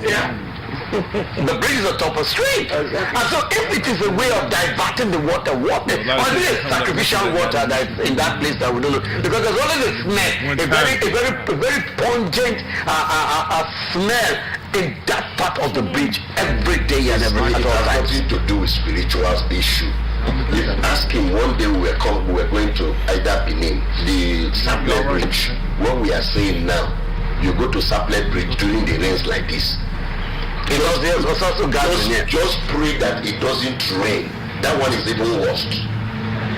And if you watch, the more the water congregate on the bridge, is weakening on the road, is weakening the bridge, is weakening whatever, whether it's iron, whether it's that, everything will just be going gradually. So government knows what to do. Where is DLA? Where is FEMA? All these agencies, they receive whatever they call them every year. Intervention or subvention. Where those money sent? All right, you can join us in the line. You know that apparent, if not from only this place, ask the state coordinator yesterday we were coming from Asaba. The median of the road, the bush, there are trees growing there. Is this supposed to be so? That I am driving on the road, I cannot see the person on the other side. We are the community youths who come out to take their bed. It used to be the armed robbers can hide inside those. Where are the rural fathers? Where are the rural fathers? Where are the president generals? Where are the youth chairmen? Because the youth are also part of this, part of governance. They also need to come out, clear medians, clear grasses, cut down overgrown trees, so that all sides of the road could be very, very clear. Well, I will continue the discussion. It's a very heated one, and in fact, the state coordinator, I can imagine what you're passing through, because that's what it means when he came out of the vehicle to say, now today, I know you. All that you've been talking about, you've been pushing, you may not understand what he meant. You may be embarrassed by what the young man meant. The young man is also on your page. What can we do? You said you spoke and you have taken action. What action are those in charge? What action have they also taken to ensure that things like this don't happen? The fact is that he spoke with impunity.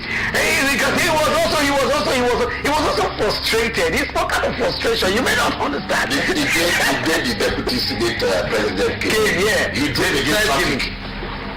09058193716 07034251021. The numbers will be scrolling. Let's hear your view, especially the water that gathers in the Saplet Bridge and that of after Jos Beja here. Let's have suggestions. Yes, left and right, yes. On all our bridges, why do water seem to take? You say it's not spiritual. They are leaving their abodes, they are and coming to live on top of the bridges, and you say it's not spiritual. What are we doing to chase them back to here? What are we find its level? Is that not? Or are the bridges not high enough for some water? We get to hear from our viewers. The lines are open. Let's hear from you. 09058193716 07034251021. It's appalling and embarrassing. State Coordinator, while we are waiting the call. My first boy studied civil engineering, and he had to serve in Gombe. While in Gombe, they attached them to this construction, this Chimco companies, yes. And they will do all the calculations for the Chikoma. Chikoma will sign. Chikoma does not know how to do calculations. Structural calculations. With all these gigantic projects they have, it was when he mentioned to me, he said, look, you see what I'm getting on. I just want to talk to somebody, and straight the person said, and he asked you one, I said, yes, yes. Bring him. That was how he left Abuja. Unexpected. When they started analyzing to you, some of the people they bring primary school leaver, dropouts, technical people that went to technical schools. You see, we are all here. You heard about bringing some Chinko professionals, and they will visited the president. And then at the end of the day, we know where to be found. Wonderful. Nigeria, we are looking for them. Nigeria, and somebody came to say, we don't know where they are. You should also help us to find out where they are. And the next thing we heard was that they are construction workers. They may have gone back their car. Nigeria. Nigeria. Very, very sad. Very, very sad. We can't go anywhere with such type of developmental issues. We seem to be laughing. Why are we laughing? We are laughing because we are trying to eat our food. That is the truth. The laugh you see on our faces is just to eat. Because for these things to have, as we are saying it repeatedly, not just once. Like myself and the state coordinator, we are analyzing. Now we are talking about driving in the rains. When you award a contract, what are supposed to be? All right, we have a caller. Let's take a caller. Hello, good morning to you. Hello? Yes, good morning to you. Hello? We can hear you. Yeah, good morning. Yeah. I calling for my girlfriend. Okay, I go for it this morning, IK. I calling for my girlfriend. Okay. I can hear you. Yeah, I calling for my girlfriend. IK, we can hear you. Yeah, I like your program. As a matter of fact, for bringing out the program at this time of the day and the time of the weather that we are about to enter, or we are already in now. Honestly, I don't know what to say. Let me say this. We, the Delta, we are very, very spoken. I don't know. Even when you are correcting somebody for the error that he is doing, he is saying, like what my daddy God said, he said, he cannot change Nigeria. I want to go to others, they cannot do what they are doing in this state. They cannot do it. Look at Lagos State, you cannot try it in Lagos State. You cannot try it. Even the personnel, the so-called government people that are so also violating the law. Whether they accept the man, okay, why is this thing? I want to talk to and I said, go. I need the top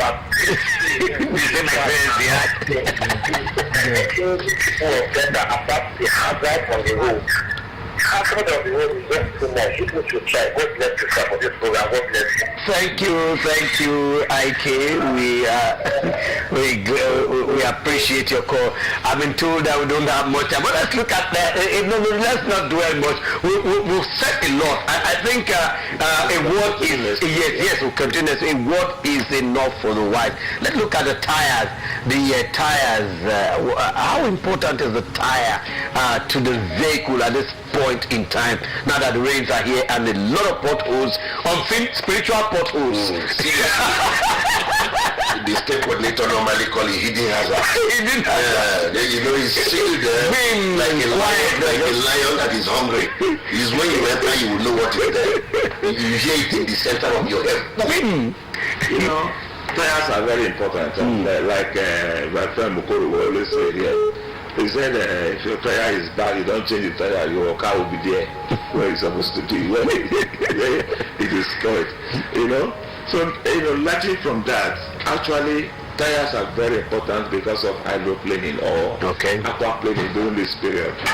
You understand? There is need. Maybe by next week we explain more on tires so that people can understand. Thank you. We'll go to that. Let's just take a question. Yes, and we have the highway code. Another, not the other one. We're expecting the winner to come take his. But the question is, what is the maximum speed a driver should drive in the rains when the roads are free? What is the maximum speed? And then, what is a zebra crossing, and where are they situated? What is a zebra crossing and where are they situated? That is the question. And now find out if you can answer correctly. By next week we will get your answers, and then you win one of the highway code as part of your gift.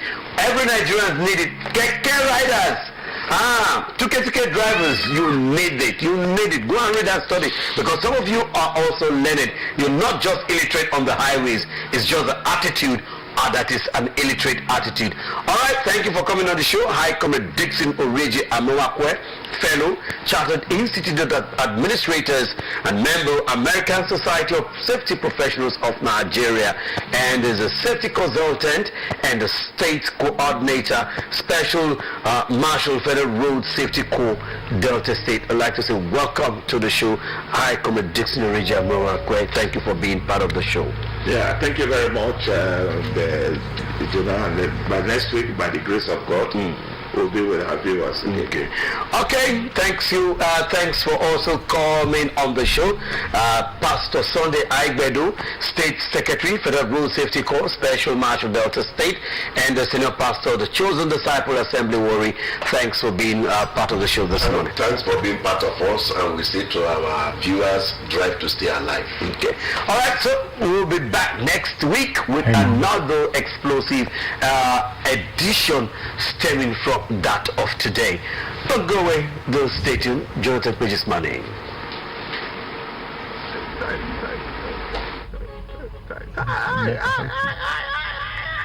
I just had to get myself together. Try to clear my head. Things I was doing.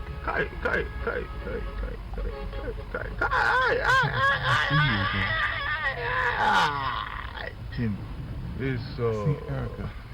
She had no clue who I was.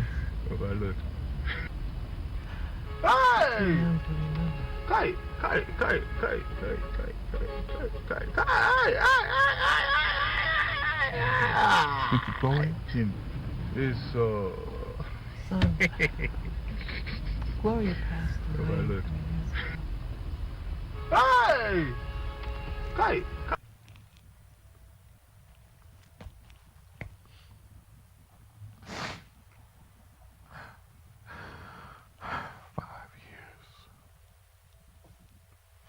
So much has changed in just 5 years. I heard about your heroic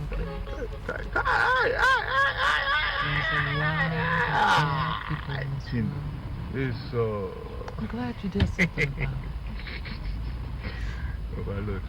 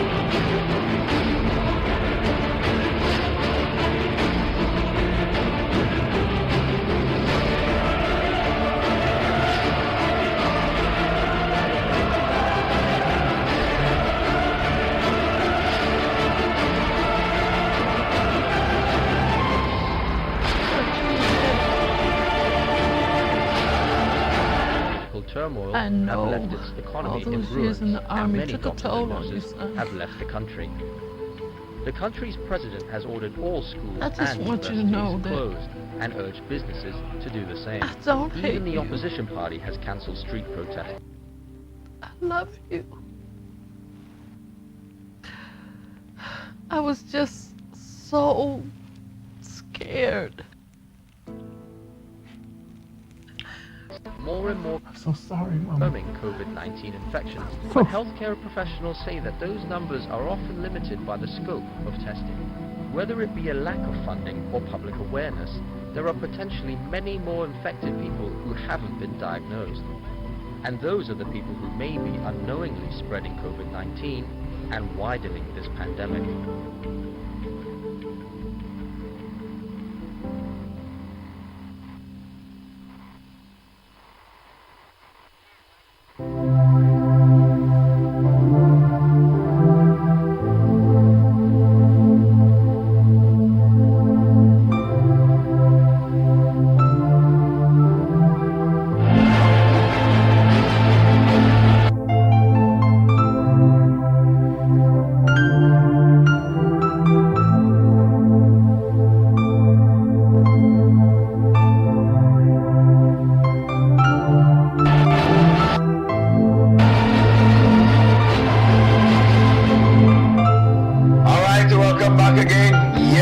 taking you through the final segment of the show, Morning Watch Tuesday's edition.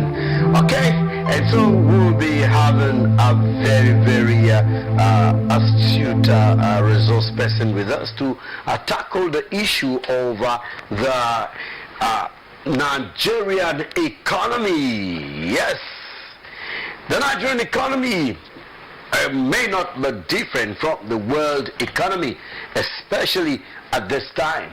Yes, the world has been complaining even before the coming of the pandemic, and right now we are in the pandemic, and what will happen at post-pandemic?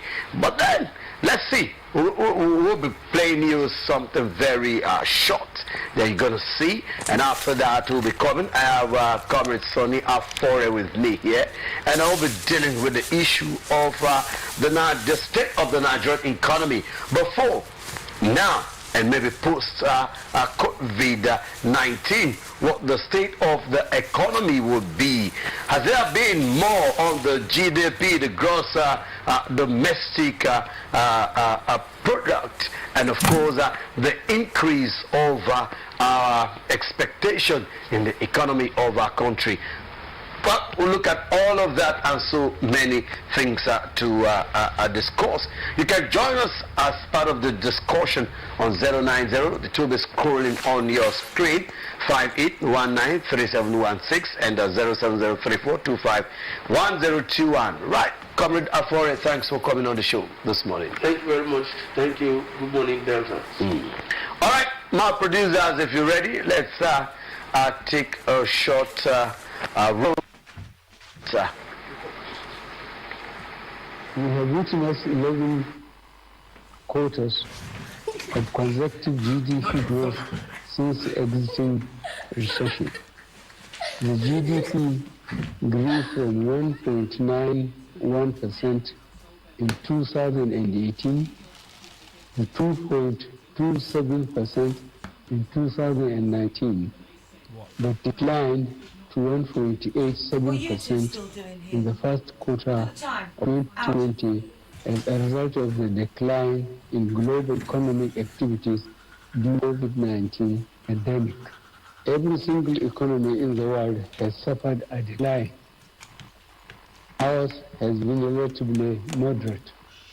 In order to stabilize the economy, the Monetary Authority took steps to boost the external reserves, which resulted in improved liquidity in the foreign exchange market.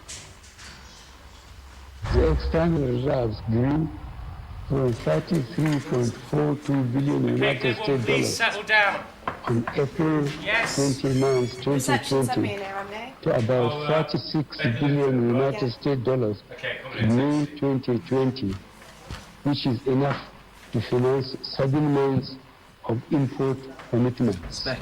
Agriculture remains the key to our economic diversification strategy.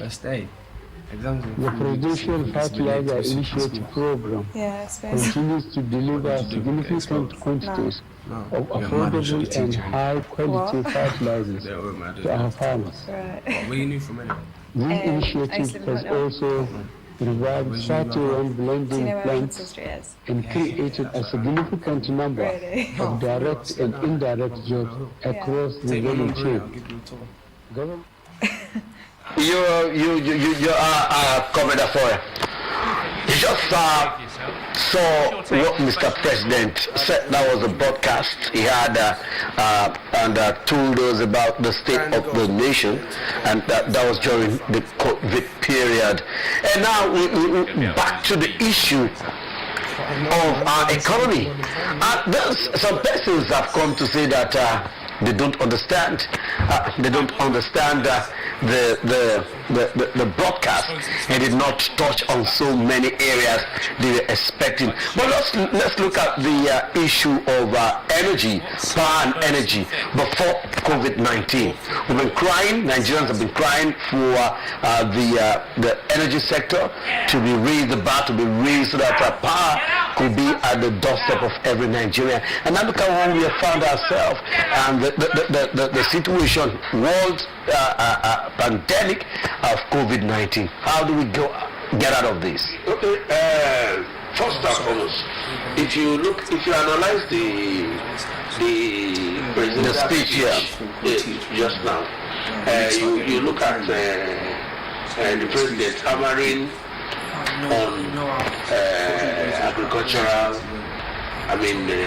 for food security in our country, and he talked very little about energy, and the issue of energy has been in the front burner from time immemorial. I could say from the existence of this country up until this moment. After amalgamation? Even before amalgamation, the issue of energy had always been in the front burner, and it is very appalling.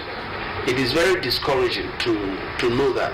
At least I'm not speaking within party lines. I'm not speaking because I am speaking as an economist. I am speaking as a typical Nigerian. As a typical Nigerian. So that whatever I say is not to favor anybody. But what we are saying is that there are lots of shortcomings, in terms of governments. And this has always been that there's so much of bureaucratic bottleneck in governance. And there has been this high cost of governance, and most persons just go to the Senate to sit down and share money. They actually don't go there because they want to, fight or impact on the people. You understand? So the issue of energy, I am telling you, this administration has gotten it wrong, and it's likely going to be a mirage. Now, we don't have much time, but let me just draw you into where you're coming from. Okay. Energy again. Now, food security, can they actually not? We'll need to hammer on this when next you return on the show next week, God willing. But let me just take you through from where you're coming from again. Could there be food security without power and energy? Okay, you see, power and food probably work hand in hand. If there is stable energy in any economy or in any country, the likelihood is that there's going to be higher production. In this station, I have discussed things like we've talked things like genetically modified products. You cannot achieve that except you have automated power. You understand? Automated power. Now, if you have machineries to operate, you need power to operate them. You get what I'm saying? So let us not just go too far. When you talk about machinery, your refrigerators, your deep freezers, yes. How do you conserve the silos which are out there at the industrial aspect of the food security you talk about? Yeah. So you see, post COVID-19 is going to pose a lot of challenges to Nigerians. I have said this severally, and I'm still repeating it again, that we are not expected to look at other areas other than food sufficiency at this point in time. Because why? There's going to be drastic job loss in the society. A lot of companies are winding down. People are not being able to pay their staff. You can see that the economy is shrinking by the day. In 2017, if you recall, we had recession, and we are tilting towards recession at any given point in time. Because if you look at the earnings of this country, we save less than 20% of our earnings. That is an indicator that the country may likely tilt towards recession. Because why? We spend about 75 to 80% of our earnings on God knows what. You understand? And so this is a period where we should be thinking of how to boost our agricultural sector properly. So that affects our GDP. So that's of course. You see, you don't just say there's growth in GDP, and when the parameters for which the GDP should grow are not there. You understand?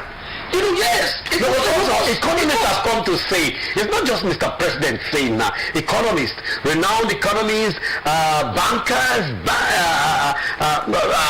foreign exchange earners, and marketers have come to say, yes, indeed, the GDP has risen. So from where did that I want to make it clear to you. Do you know I'm an economist? Of course you are. You know I'm an economist. I am saying that if the GDP of a nation increases and the per capita of an individual dwindles, so where are we? The per capita income, it won't matter, because that is the basis on which you will assess the growth of a nation. And do you know that world indices have said that Nigeria is equated with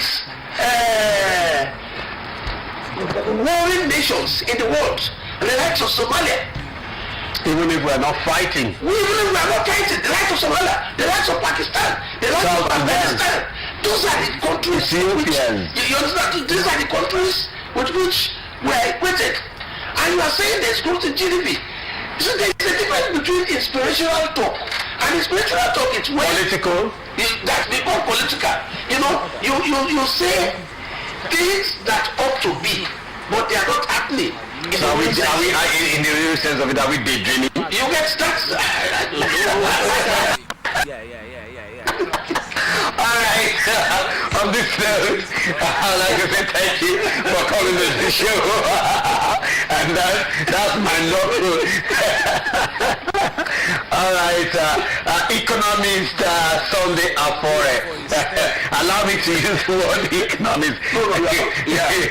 Alright, thank you for coming on the show. Next week, definitely we will explore all of this. In fact, we're going to look bit by bit where the president's speech concerns the economy of our nation. And when I look at the agricultural sector, where he said sustaining the agricultural sector, especially power and energy, all of that. Thanks again for coming. All right, viewers, this is where we draw the curtain on today's edition of the program. Tuesday's morning watch on Delta Rainbow Television, channel 14 on the usual platform, Start Times 113. Special thanks to the producers, Matthew Onakboma and Kingsley Ikwe, and of course the entire production crew. Jonathan Page is my name. Presentation director, Prince Stephen Irikefe, and on camera, Gabriel Olori. We call him Rubbish. Mike Amioku is engineer on duty, and on the graphics, we have the man on the graphic, that face so cool. Yes, we call him also the Bush Doctor. Alright, join us for more programs broadcast and the news highlight for 10, 11 and the media news for 12. We'll be back next week, Tuesday. It's sure going to be explosive. We'll be starting the show with Sunday at 4 on this issue. Don't go away. Anyway, what were you telling me last time you was in class?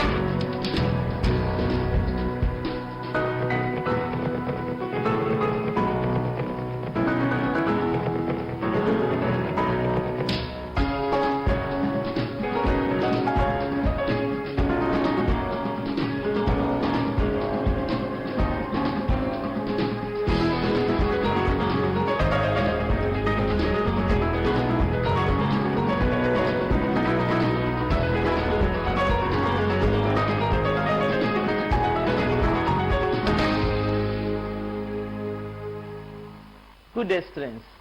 I am Mrs. Rosita Achebo, your English teacher for the junior secondary. Today we are going to look at the theme grammatical accuracy, and we are considering verbs, regular and irregular verbs. But before we go into defining regular and irregular verbs or verbs, so look at the sentences or listen to the sentences we have here. The first one said the students were taken to the theater. Something was done to the students. Then the second one said the pastor preaches every Sunday. What the pastor does. And the third statement said the bottle is broken. Condition of the bottle. We are taking is the verb. Preaches another verb. Is broken another verb. And let us now define verbs. And we can now say that the verb is an action word. It is a doing word. What does we mean by action word or a doing word? For example, the first statement said the students were taken to the theater. Something was done to the children or to the students. And the second one said the pastor preaches. What is the action of the pastor? He preaches. And that is the verb. And the last one said the bottle is broken. Is broken is the verb there. And it is showing the condition of something or somebody. And now it is something. The condition of the bottle is broken. And it said we want to look at our verbs. The two types of verbs we have. We have regular verbs and irregular verbs. We have other verbs, but for today we are considering regular and irregular verbs. I want to look at the regular verbs. And we say the regular verbs are verbs that form their past and past participle by adding ed. When you want to add or you want to get the past and past participle, you add just ed and they are regular. And we have them. The first one we have a verb in the present tense. The present, we have a watch. And the past tense is watched. Then the past participle watched. We have added the ed. We have a open for the present tense. The past tense is opened. And the past participle is open too. We added the ed. You have a dance for the present. And the past tense is a dance. The past participle, something that has happened in the far past, is a dance. We have jump for the present. Then the past tense is a jumped. The past participle is a jumped again. We added the ed. We have a fail. Then the past tense is a failed. The past participle failed. You have a planned. The past tense is a planned. And the past participle is also planned. And we have consumed. The past tense is a consumed. The past participle is also consumed. You have a lift. The past tense is a lifted. And the past participle lifted. Then the word defend in the present tense. The past tense is a defended. Then the past participle defended. You have an answer for the present. The past tense is also answered. You have ed. And the past participle ed. You have pronounced. Then the past tense is a pronounced. And the past participle pronounced. You have hate for the present tense. And the past is hated. And the past participle hated too. You have scorned for the present tense. The past is scorned. And the past participle is also scorned. You have present for the present too. Present tense. And the past tense is presented. And the past participle is presented. You have saved. The past tense is saved. And the past participle is also saved. You have talk. And the past tense is taught. and the past participle is also talked. You have received. The past tense is also received, and the past participle is received. Then you have believe. The past tense is also believed, and the past participle believed. You have work, and the past tense is worked, and the past participle is worked. And you have cook. The past tense is cooked, and the past participle is cooked. Then let us look at the irregular verbs. We are done with the regular ones. And we did say that the regular verbs are the ones we add the ed. And what is irregular verbs? In irregular verbs, they don't form their past and past participle in a uniform form, like adding the ed, the one we saw in the regular verbs. He said these verbs have no uniform way of forming their past tense and past participle. The past tenses and past participle of the verbs are often misused. Every day we misuse the past tense and the past participle of the irregular verbs. The regular ones, we can get them, but the irregular ones, we normally misuse them. And in the exam, you see us failing because we don't know how to use the irregular verbs, the past and the past participle. Not just spoken English, even in our written work. And you see us failing. The examiners pouncing on our papers because we did not put them very well. So we're going to have them now in a tabular form. The first one we are going to have for the irregular ones are those ones, they have the past form and then the past participle, they are different. That's the first one we are going to have. The irregular verbs, their past form, remember, or listen, their past form and the past participle, they are different.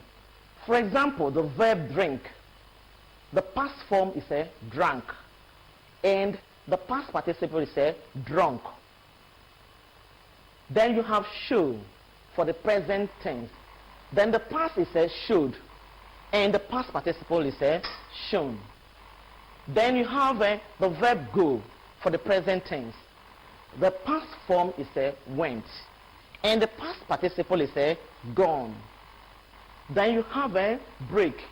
The past tense is broke, and the past participle is broken. Then you have wear for the present tense. The past participle is broke, and the past participle is broken. Then you have wear for the present tense. Then the past tense is wore, and the past participle is worn. You have arise for the present tense. Then the past tense is arose, something that has taken place in the past, immediate past. And the past participle is arisen. And you have weave for the present tense. The past tense is wove, and the past participle in the far past is woven. Then you have shake. Then the past tense is shook. Then the past participle is shaking.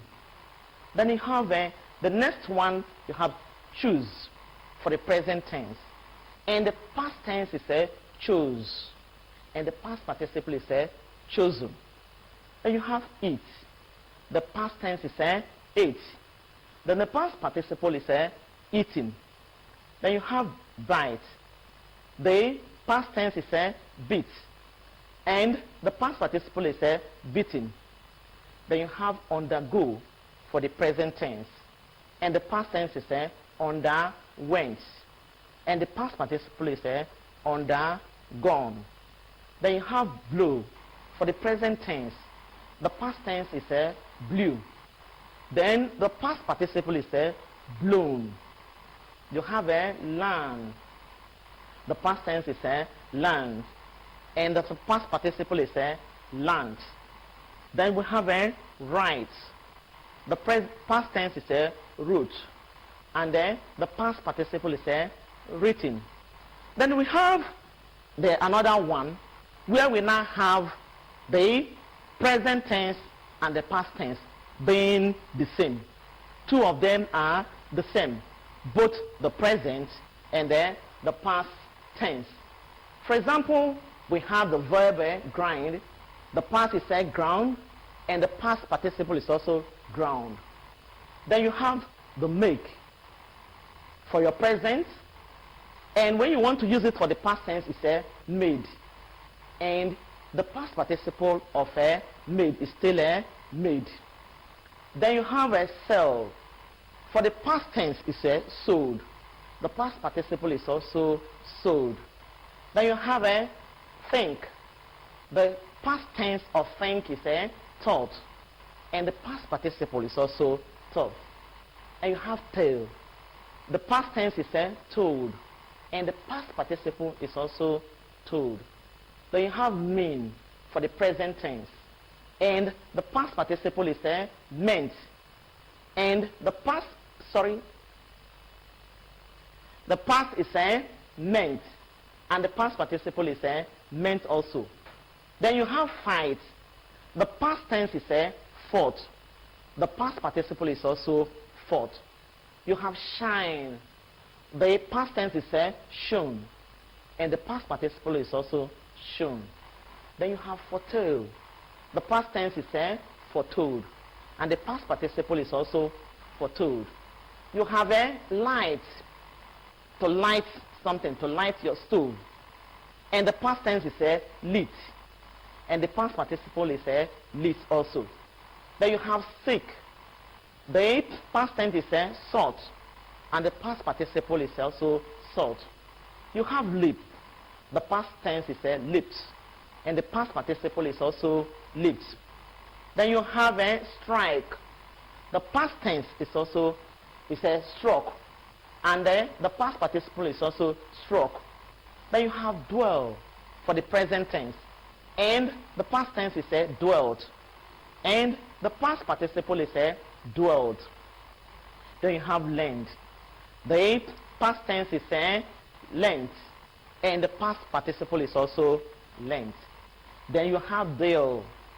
The past tense is dealt, and the past participle is also dealt. Then you have bind. The past tense is bound.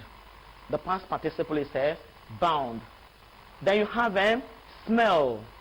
The past tense is smelled, and the past participle is also smelled. Then look at the other one. We have lay. It's a place in certain position when you're laying something. You say the present tense is lay. That's L-A-Y, and the past tense is laid. The past participle is also laid. Then you have to lay something, maybe an egg, a hen laying eggs. You said the present tense is lay, and the past tense is laid, and the past participle is also laid. Then we now go over to the third one. The third one is a case where the three of them, the present tense, the past tense, and the past participle, the three of them are the same. Let's look at what we have. We have the verb caught for the present. For the past tense, it is also caught, and for the past participle is also caught. At times, some people, they want to put the past tense of caught. You know, they say caught. There's nothing like caught. It is caught, caught, caught. Then you have the present tense hit. The past tense is also hit, and the past participle is hit. Nothing like heated. Then you have a burst, B-U-R-S-T, to burst open. You don't have a bursted. You don't have bursted. You have, it is a burst for the present tense. For the past tense, it is a burst, and then for the past participle, it is also burst. Then you have cost. Some people say, I costed. There is nothing like costed. Cost is cost for the present tense. The past tense is also cost. The past participle is also cost. And we have the put. The put is not putted for the past tense. It is a put for the present, put for the past, and put for the past participle. Then you have hurt, H-U-R-T. For the present, it is a hurt. Your past tense is also hurt, and your past participle is also hurt. Then you have the word split. It's not split. You have split, you have split, and you have split. For the past, the present, and the past participle. Then we now look at the other one, the fourth one, where the present and the past participle forms are the same. The present and the past participle are the same. The verb come. In the present, the past tense is came. The past participle is also come. And it is no longer came. Then run for the present tense. Then for the past tense, it is run. And the past participle is also run. Then you have the word overcome. And the past tense is overcame. And the past participle is also overcome. So far, you can see that we have actually tried to look at how we can use those verbs and use them correctly. We try to look at the regular and the irregular verbs. And we did say that regular verbs are those verbs that can form their past tense and past participle by adding ed. And we gave examples. And we did say again that irregular verbs are those verbs they don't have uniform method of forming their past and past participle. We looked at the four types again. The first one is where the past tense and the past participle are different, and we gave example at should and shown.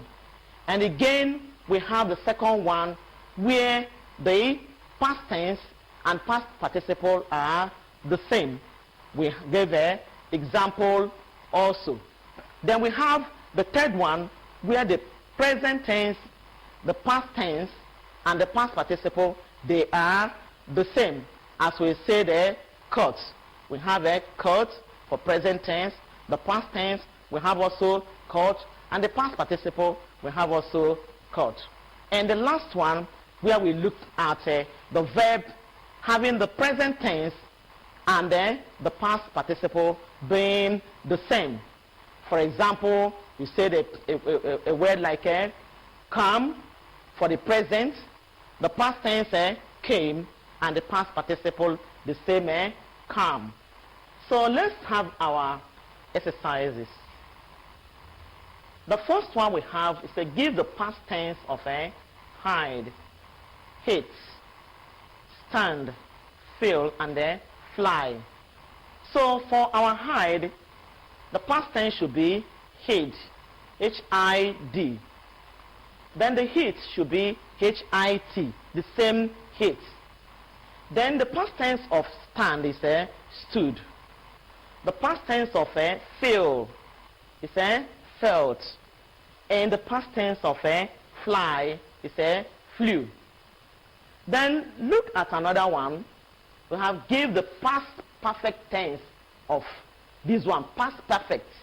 It is not the past. Past perfect. We have tear. The first one, we have swim. We have freeze. We have build. And then dig. The past participle of tear is torn. T-O-R-N. And the past participle of swim is swam.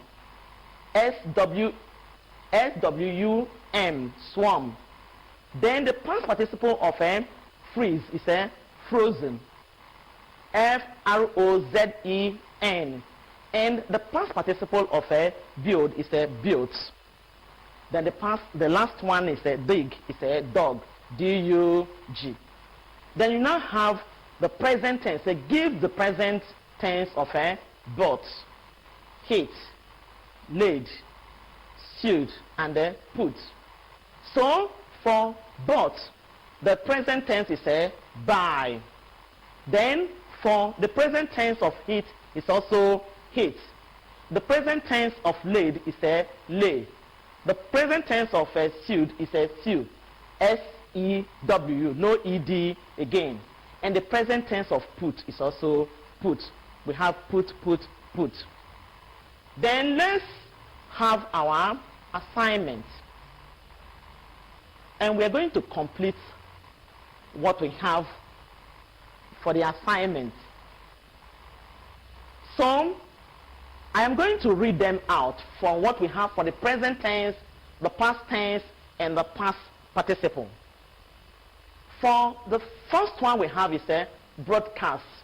And you're going to give me the past tense of a broadcast and the past tense participle. Then the second one we have is a swing. You're going to give me the past tense of swing and the past tense participle. And the third one we have, in the present tense, we have dash. In the past tense, we have best, B-U-R-S-T. And the past participle, we have dash again. So you're going to complete, give me the present tense of a best and the past participle of a best. Then we have a shade, S-H-E-D. And you're going to give me the past tense of a shade, because I have given you the past tense participle, which is also shade. Then the present tense, I have overcome.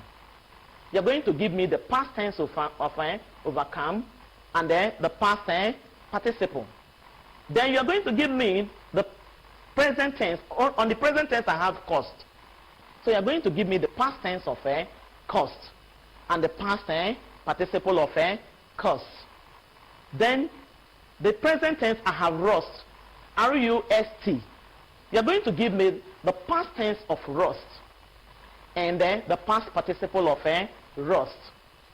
Then you have behold.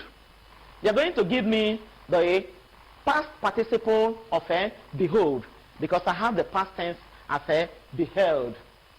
And the final one, we have hurt, H-U-R-T.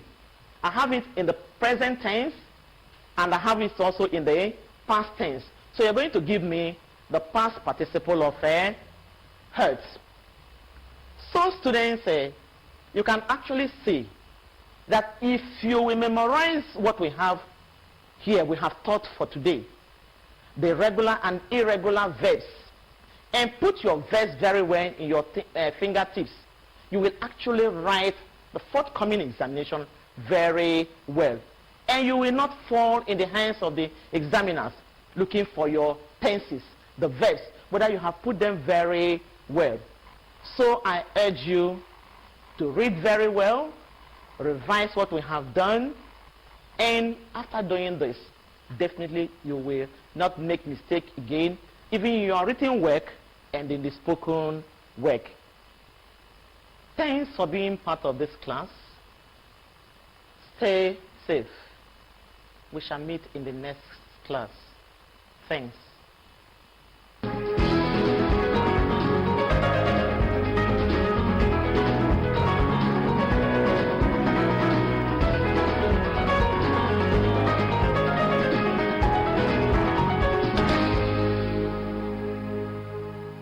Hello students, my name is Mrs. Antonia Angemegwai, your chemistry teacher.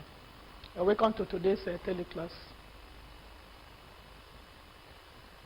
The topic of our discussion today is sodium and its compounds. Sodium is the most commonly found alkaline metal found in the lab. This sodium is not found in a free state, but only on a combined state. And it is extracted by electrolysis.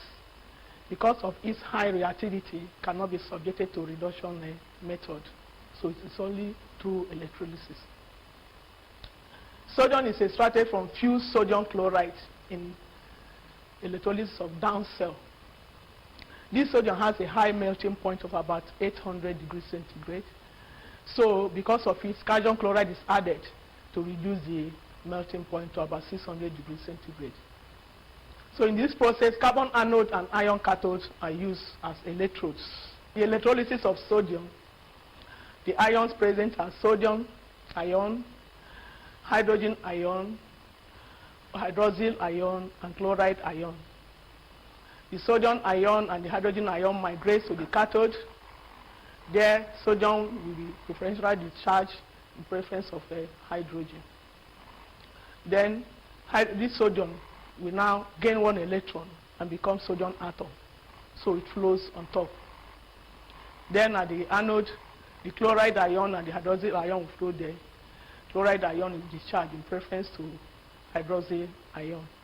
At the cathode, during the electrolysis, sodium ion migrates to the cathode and gain one electron and becomes sodium atom. So it is deposited as sodium metal flows on top. Then at the anode, the chlorine ion, chloride ion, and the hydroxyl ion flows there. There, chlorine loses electron and becomes chlorine atom. Because it's diatomic, it reacts with another chlorine to form chlorine molecule. So it's deposited at the anode. Physical properties of sodium.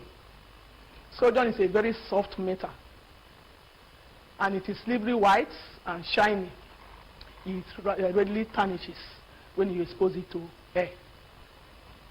So because of the reaction, it's always stored under paraffin wax to preserve it. Sodium, because it's a metal, is also a good conductor of electricity. It is malleable. You know, metals are malleable and they are not tight. It has a low density. When you drop sodium, a piece of sodium inside a bowl of water, it flows on top, dust around. So because it's of its low density, it has low melting point. So that it has a high melting point, then calcium chloride was added to reduce the melting point. So sodium now has a low melting point. Let us look at the chemical properties. When sodium is kept in an open air, what happens? It burns to form sodium oxide. When you fill a gas jar with oxygen and drop a piece of sodium metal inside, it burns oxygen to form sodium peroxide. When you put some water in a beaker and drop a piece of sodium into it, what happens? This is a warri question, and this question carries 5 marks. The first thing is that the sodium will dance around. The second thing is that it dissolves. The third thing is that it will explode with a pop sound. The next one is that it releases hydrogen gas, and the solution becomes alkaline. That if you put red small paper into it, it will change to blue. This is a warri question. 5 marks for this. Number 4, it reacts with chlorine to form a sodium chloride.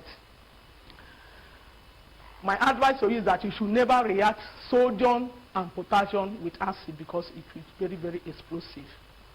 Never react sodium or potassium. They are in the same group, the periodic table. They are very, very violent. They react violently. So never react them in acid.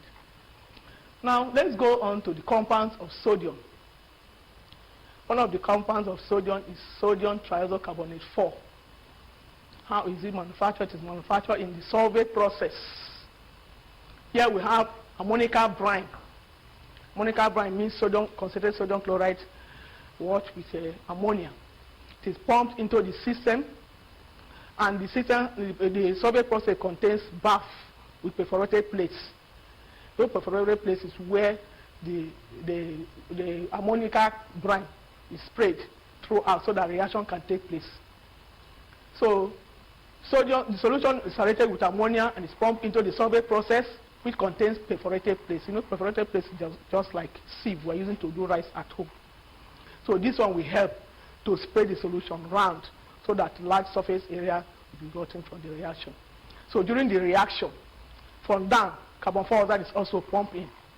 So the reaction between carbon dioxide and ammonium brine leads to the formation of sodium hydrogen carbonate.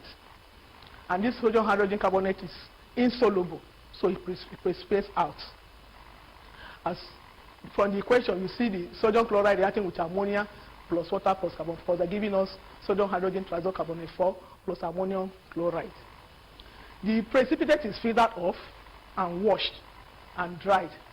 Then the ammonia is also removed from the ammonium chloride that was formed.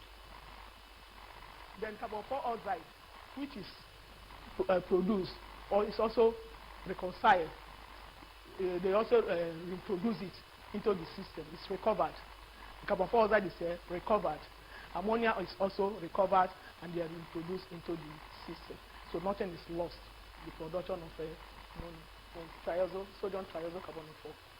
Properties of sodium triisocarbonate 4. Number one, it is not decomposed by heat. So if you like, heat it for some time to remain like that. It's not decomposed. Then it is soluble in water to give an alkaline solution. How do you know that it's an alkaline solution? By dipping moist red small paper into it. It will change to blue color, showing that it's an alkaline solution. It also reacts with dilute acid to give a carbon 4 oxide.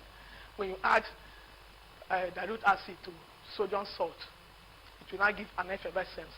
The effervescence occurring is the carbon 4 oxide gas. What we use this sodium triisocarbonate 4 for?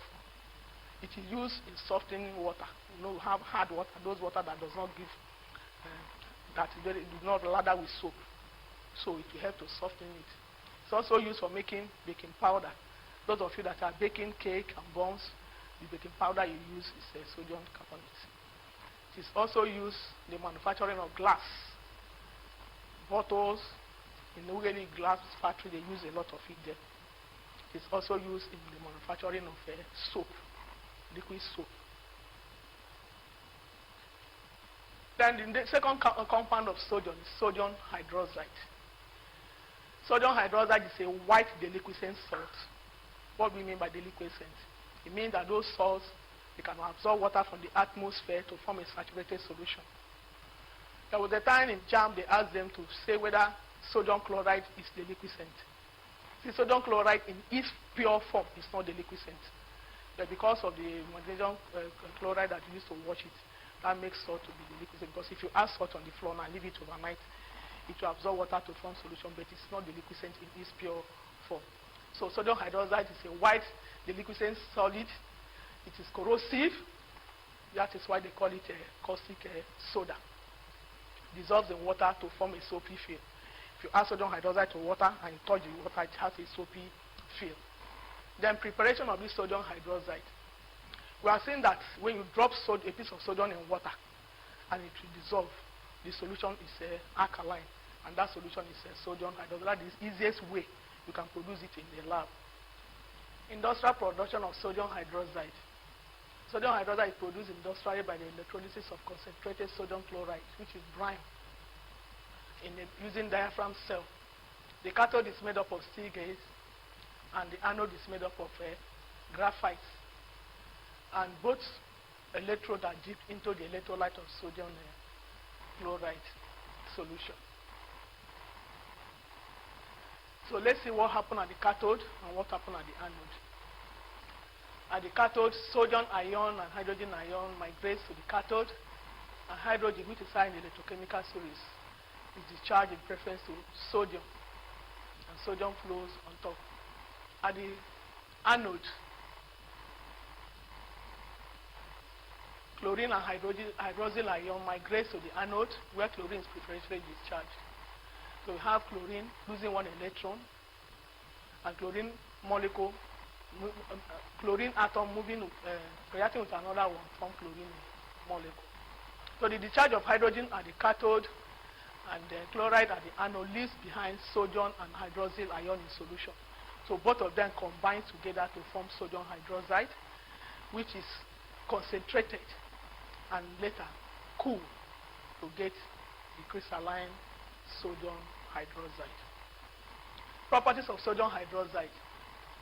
Sodium hydroxide, when exposed to air, absorbs moisture, dissolve in it to form a saturated solution.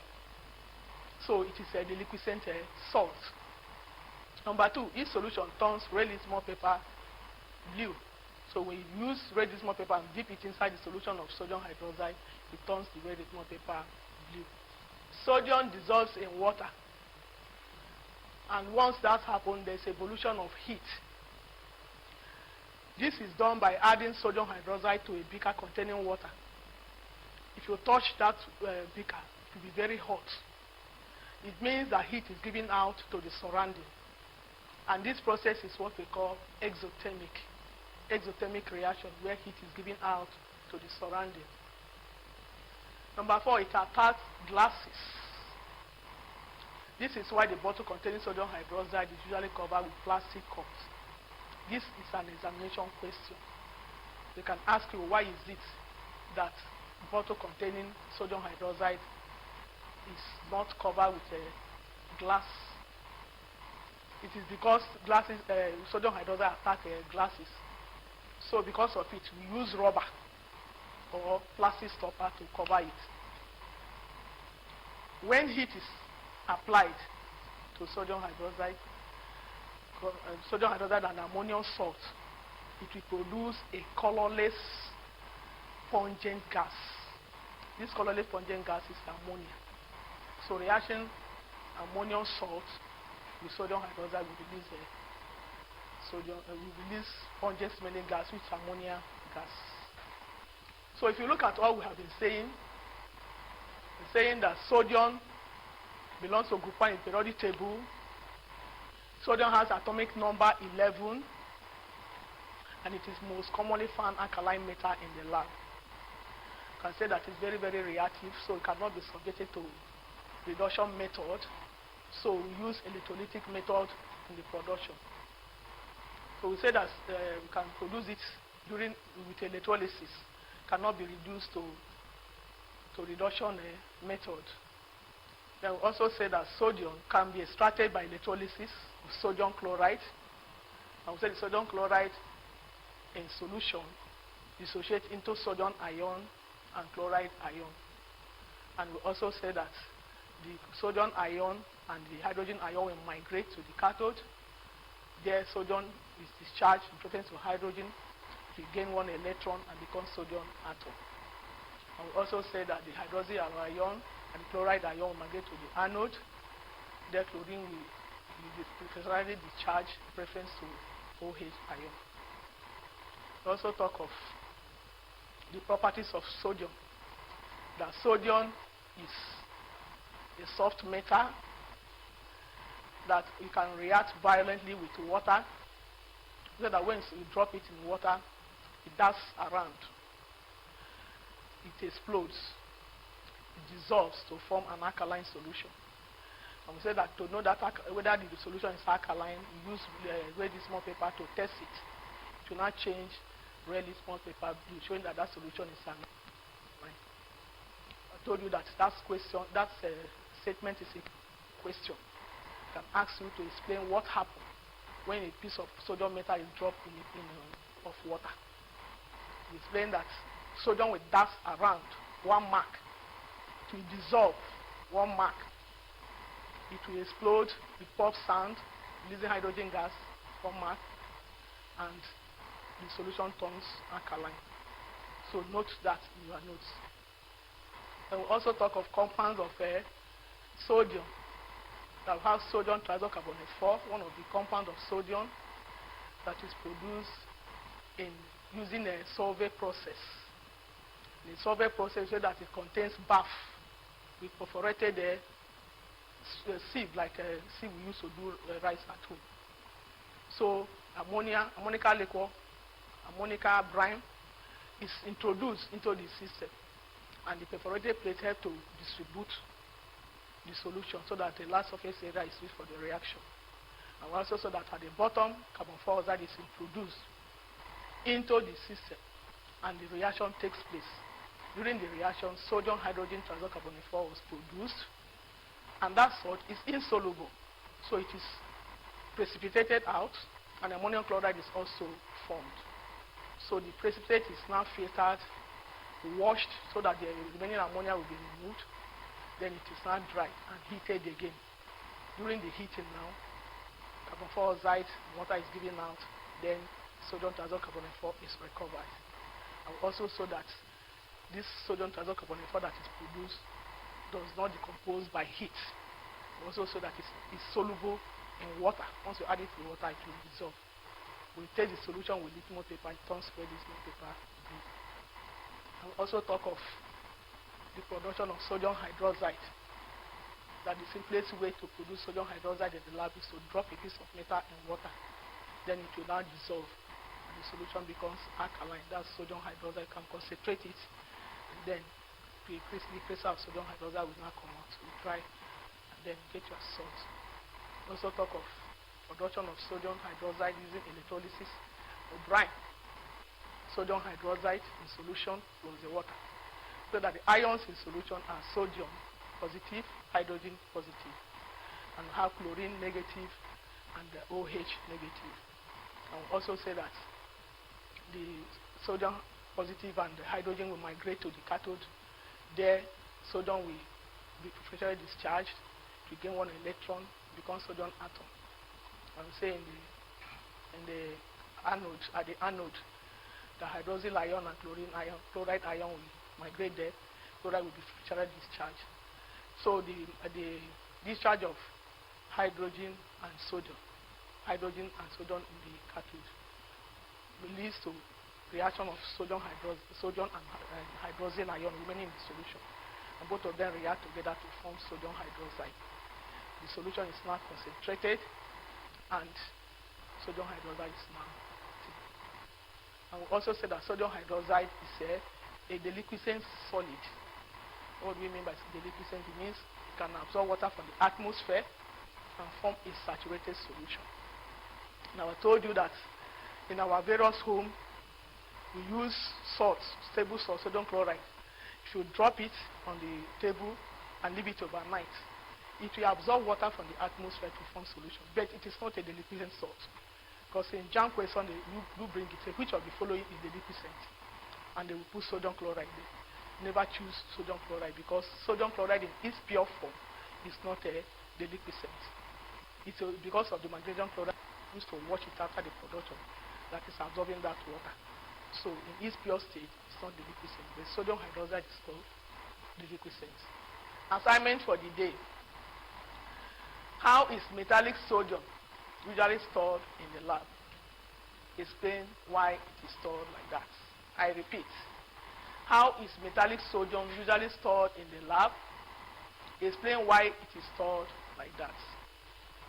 Number 2, describe and explain the reaction taking place at the electrodes during the electrolysis of sodium hydroxide. I hope with this, if you are able to tackle this question, you'll be able to answer any question that comes out in the exam. My name once again is Mrs. Antonia Ngemegwe, the chemistry teacher. Stay safe.